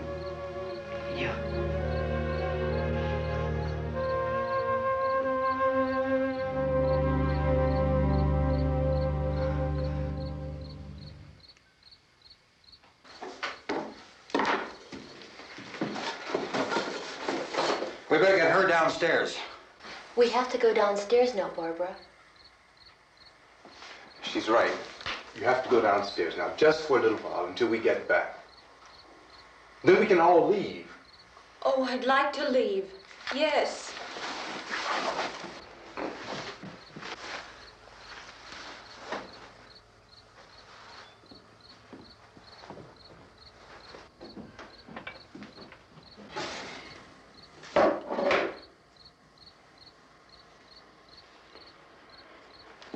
Good luck. Yeah.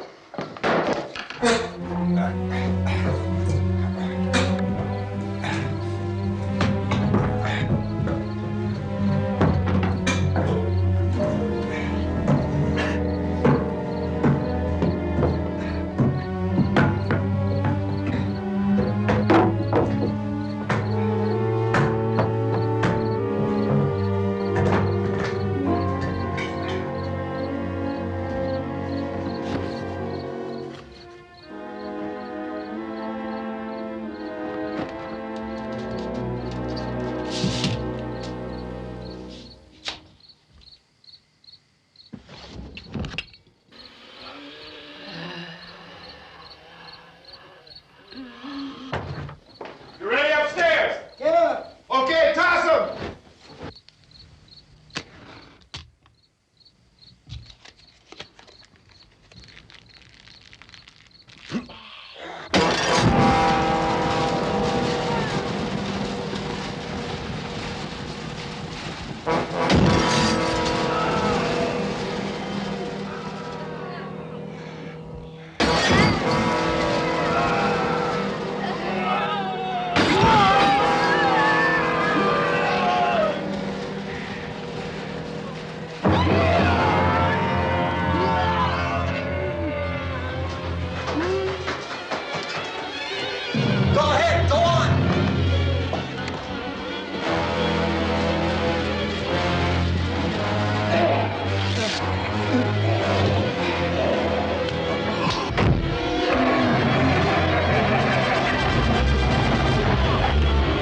I'm going with them. Get back in the cellar. I'm going. It's too late. It's too late.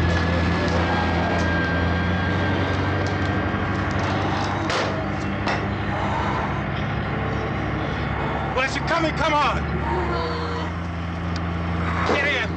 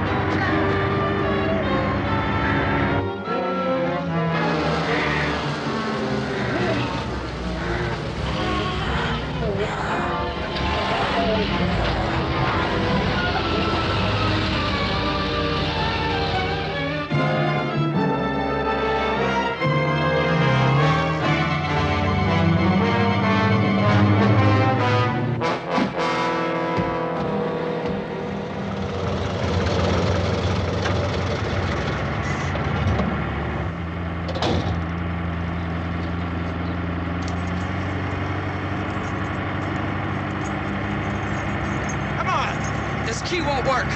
Watch it.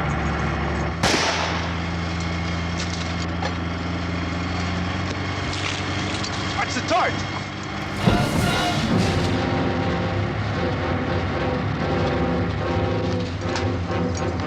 We gotta get away from the pump.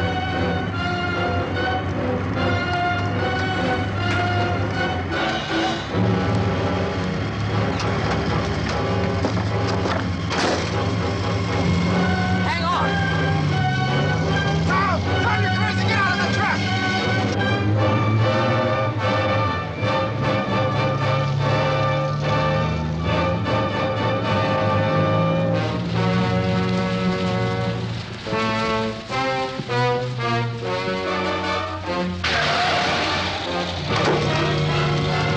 Let's get out of here. Come on, come on. My jacket's caught.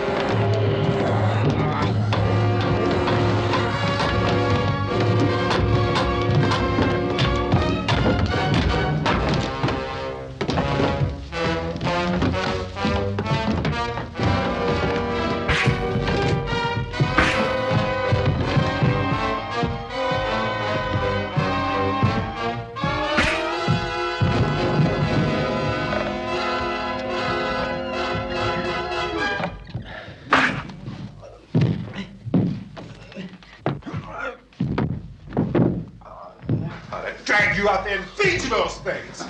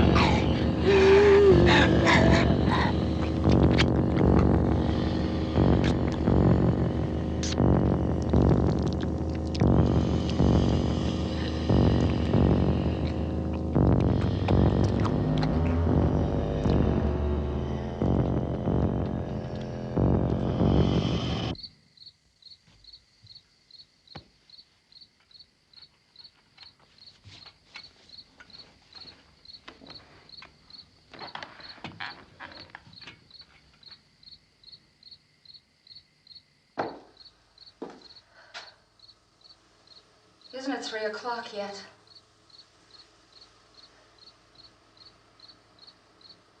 There's supposed to be another broadcast at 3 o'clock. 10 minutes. Oh, only 10 more minutes? We don't have very long to wait. We can leave. Well, we better leave soon. It's 10 minutes to 3.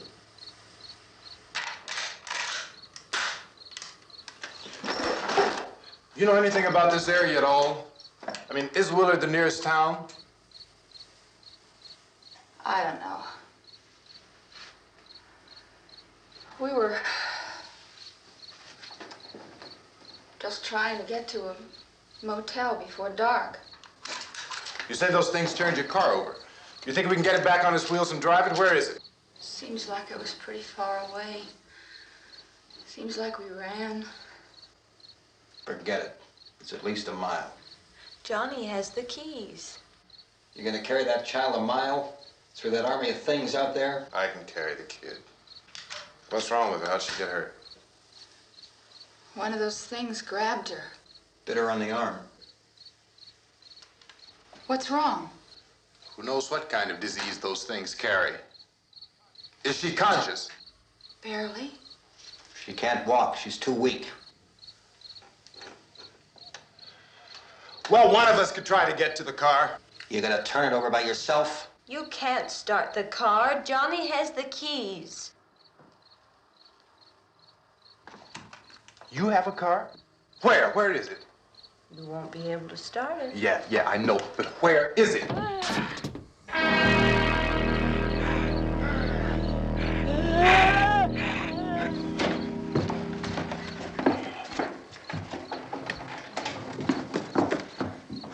Good Lord.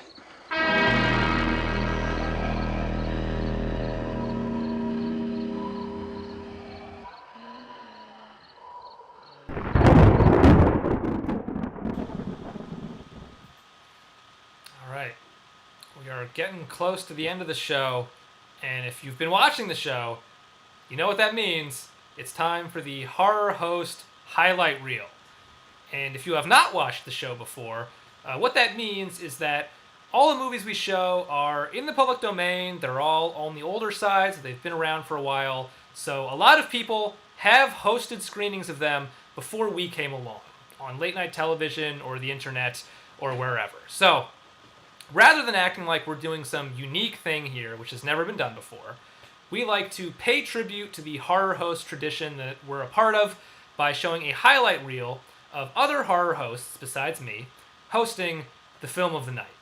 And I'll tell you, we have quite the highlight reel for you guys tonight, because everyone has done this movie, right? It's a classic film, and everyone knows it's in the public domain, so, you know, nearly all of the horror hosts that I, check for on YouTube or whatever have done this film. And, you know, I could have been like, well, we're going to keep it, real disciplined and keep it to a tight 2 minutes or whatever.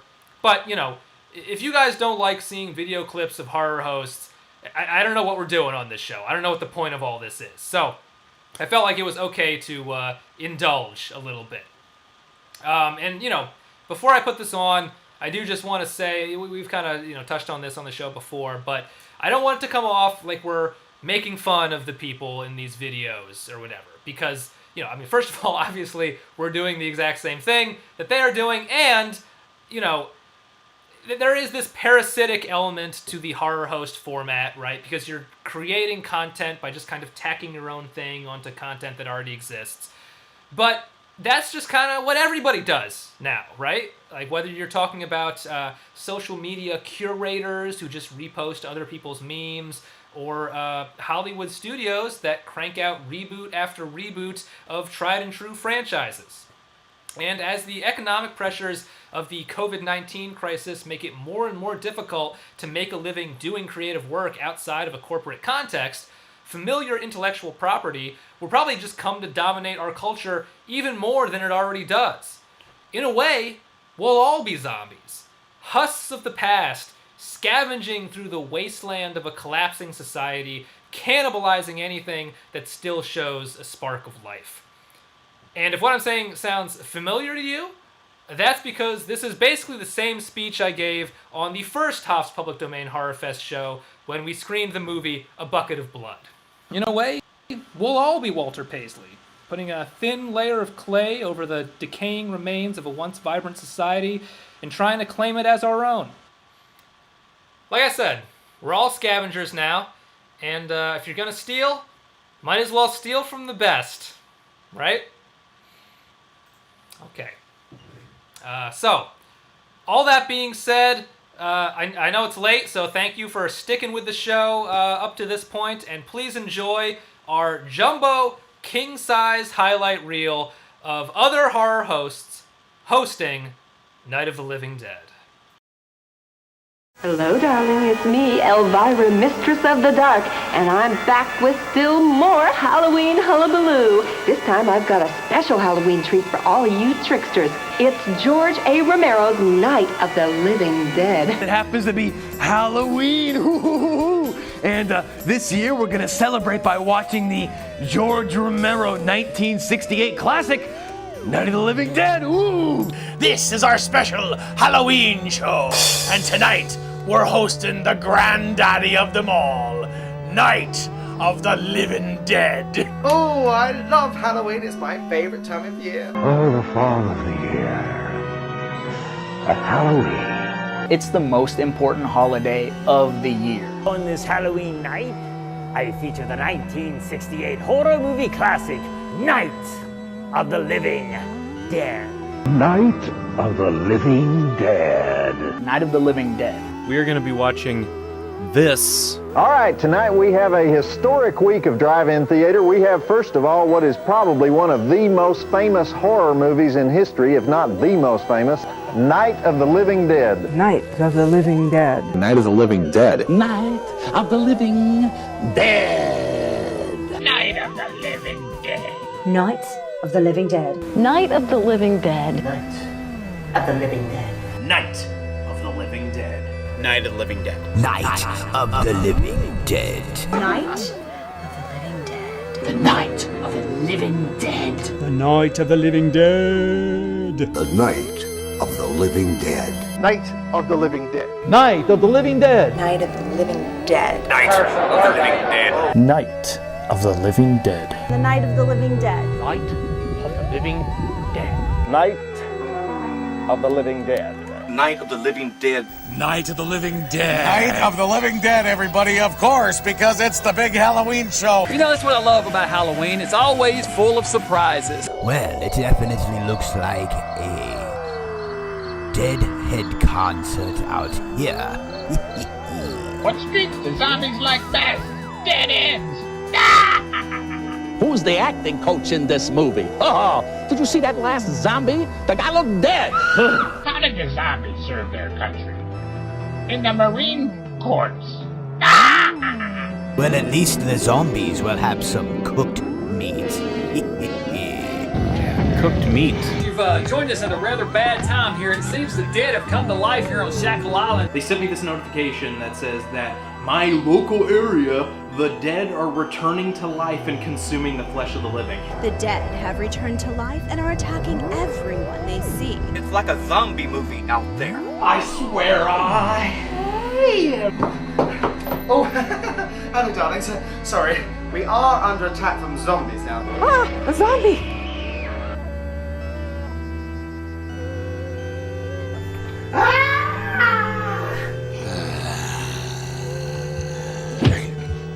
We'll be watching Night of the Living Dead with acclaimed actor Tom Sizemore. I love this film. Do you? I like it a lot, yeah. Dwayne was much more concerned with the politics of his time. When asked if he knew whether or not the guts eaten by the zombies in Night of the Living Dead were actually made of hot dogs, he said, "I don't care.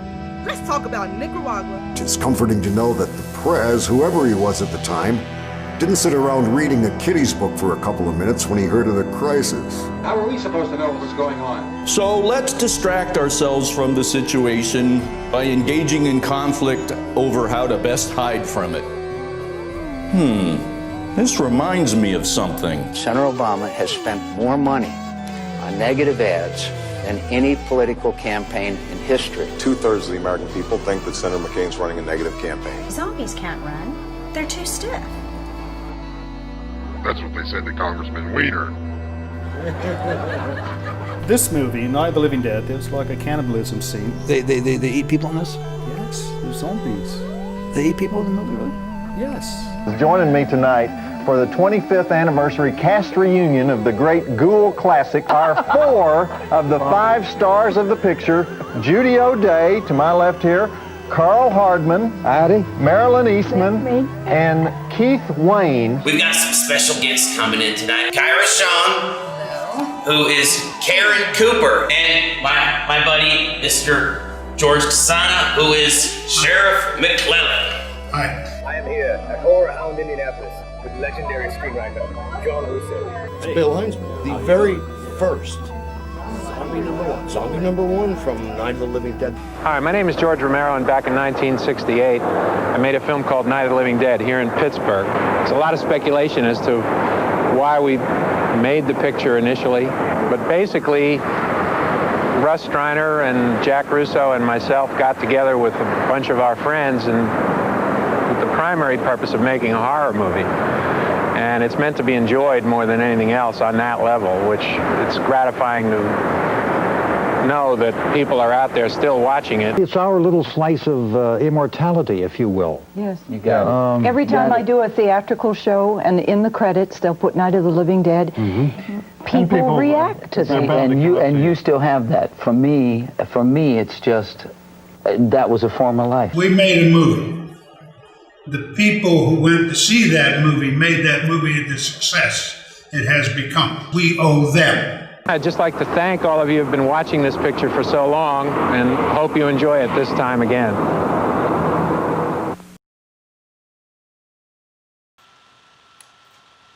All right, so I do just want to note a lot of the cast and crew members who worked on the film and were shown or mentioned in that highlight reel have passed away by now, and I am referring specifically to Dwayne Jones, Carl Hardman, Keith Wayne, George Casana, Bill Heinzman, and of course the director, George A. Romero. They are all no longer with us. So this show is dedicated to them. We appreciate their contributions so much, and we hope that they all rest in peace.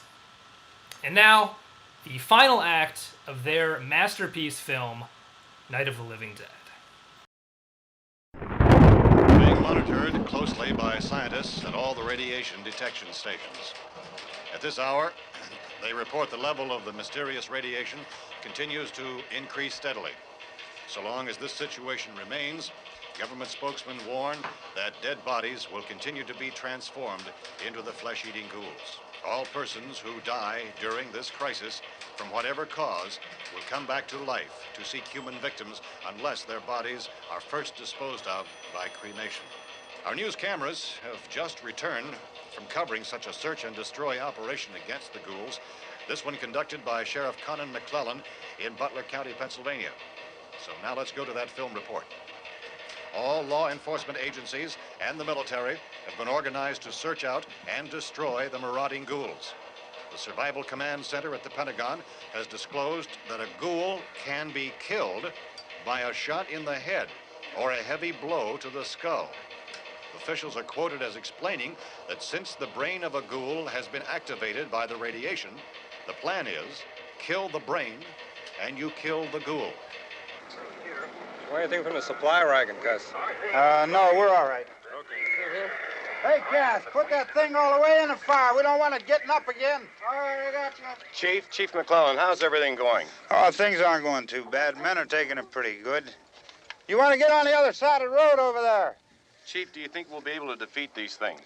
Well, we killed 19 of them today right in this area. Those last 3 we caught trying to claw their way into an abandoned shed. They must have thought somebody was in there. There wasn't, though. We heard them making all kind of noise. We came over and beat them off, blasted them down. Chief, as soon as you're finished, can I see you here? Yeah, okay. Chief, if I were surrounded by 6 or 8 of these things, would I stand a chance with them? Well, there's no problem. If you had a gun, shoot them in the head. That's a sure way to kill them. If you don't, get yourself a club or a torch. Beat them or burn them. They go up pretty easy. Well, Chief McClellan, how long do you think it will take you until you get the situation under control? Well, that's pretty hard to say. We don't know how many of them there are. We know when we find them, we can kill them. Are they slow-moving, Chief? Yeah, they're dead. They're all messed up. Well, in time, would you say you ought to be able to wrap this up in 24 hours? Well, we don't really know. We know we'll be into it most of the night, probably into the early morning. We're working our way toward Willard, and we'll team up with the National Guard over there, and then we'll be able to give a more definite view. Thank you very much, Chief McClellan. This is Bill Cardill, WIC TV 11 News. Thank you, Bill, for that report. Official spokesman declined to speculate just how long it may take to kill off all the flesh eaters, so long as the heavy rain...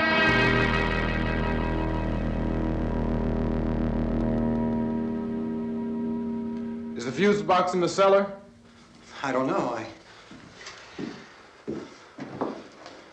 It isn't the fuse. The power lines are down. Helen, I have to get that gun. Haven't you had enough? Look, 2 people are dead already on account of that guy. Take a look out that window. Get.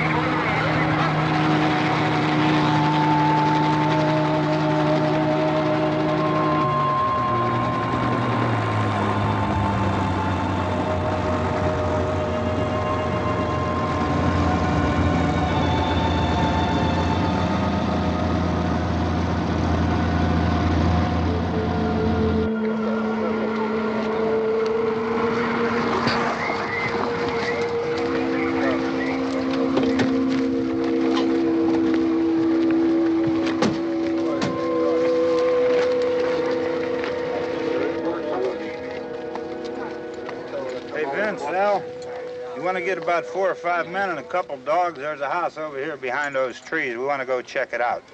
Right. You go here, Bill. Yeah, Chief, we're going to stay with it till we meet up with the National Guard. Where'd you get the coffee? One of the volunteers, you're doing all the work, you take it. Thank you. We should be wrapped up here about 3 or 4 more hours, and we'll probably get into Willard then. I guess you can go over there and meet the National Guard. Nick, you and the rest of these men want to come with me? Well, Bill, I'm going to check in the office, see what's happening. All right, Steve, tell them we're going to stay with it, and everything appears to be under control.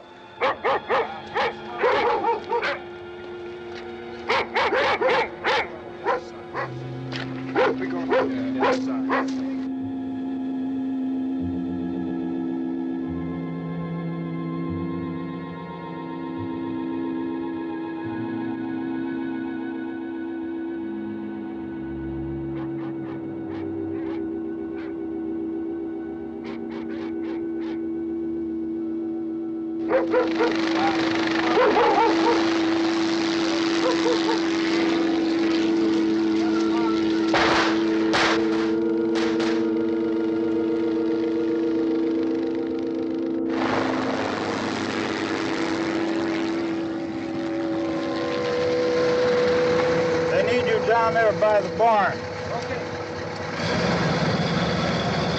Some of these guys can follow the wagon down. I only need a few men to check out the house. Somebody had a cookout here, Vince. Yeah, sure looks like it, Cal.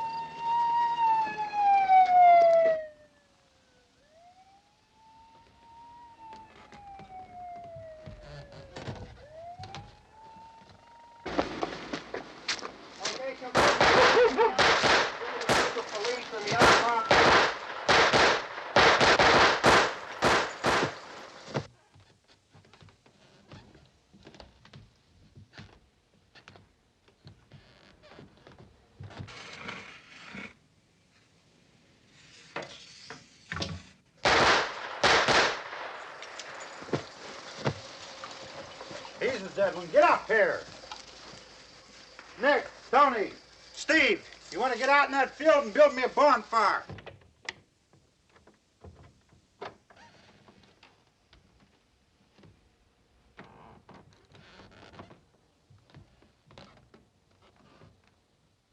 You, drag that out of here and throw it on the fire. Nothing down here. All right, go ahead down and give him a hand. Let's go check out the house, man. There's something there. I heard a noise.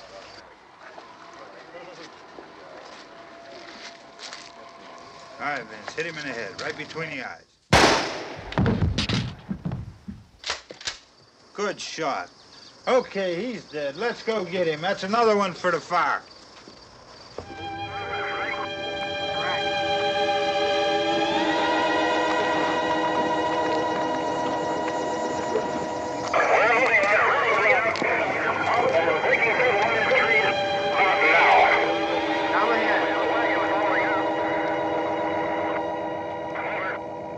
Send the wagon through, come directly on over.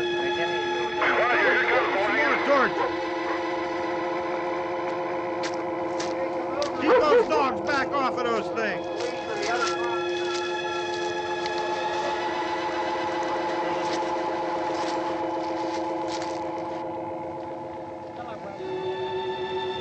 What? Move more quickly.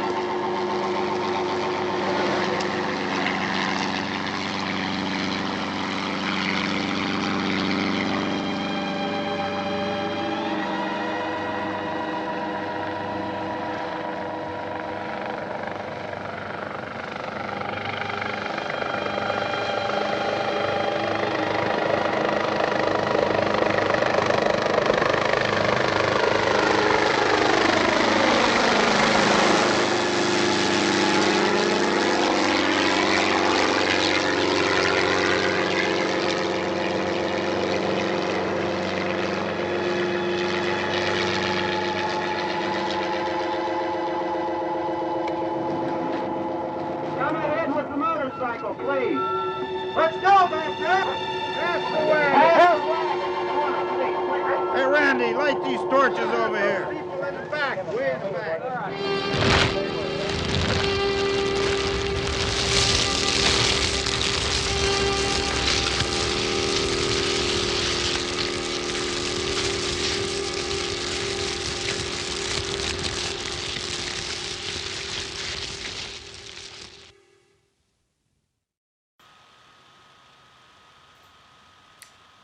Yes.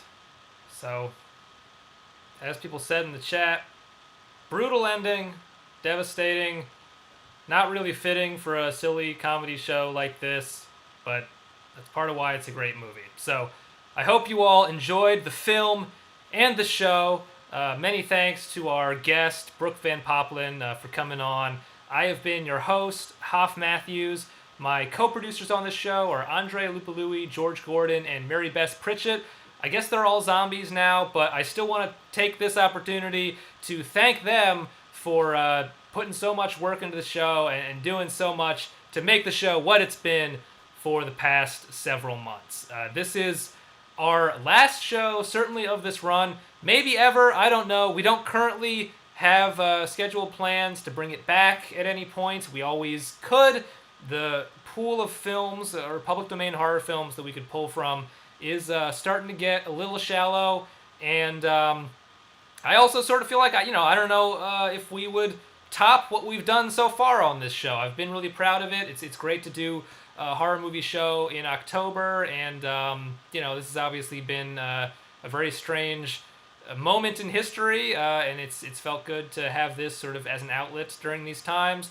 And also the show is a lot of work, and I gotta at least take a break and take some time where I'm not worrying about outlining act breaks and stuff like that. So the show may come back. It may come back in some sort of different format. I don't know, but for the moment, this is goodbye for now. So thank you all for watching these shows, for watching the show tonight. I love watching horror movies, and I love watching them as a communal experience with people, and this has kind of been a way to do that in this moment. So that has been really great, and I owe that to you guys for being on the stream chat and watching the shows and everything. So thank you for that.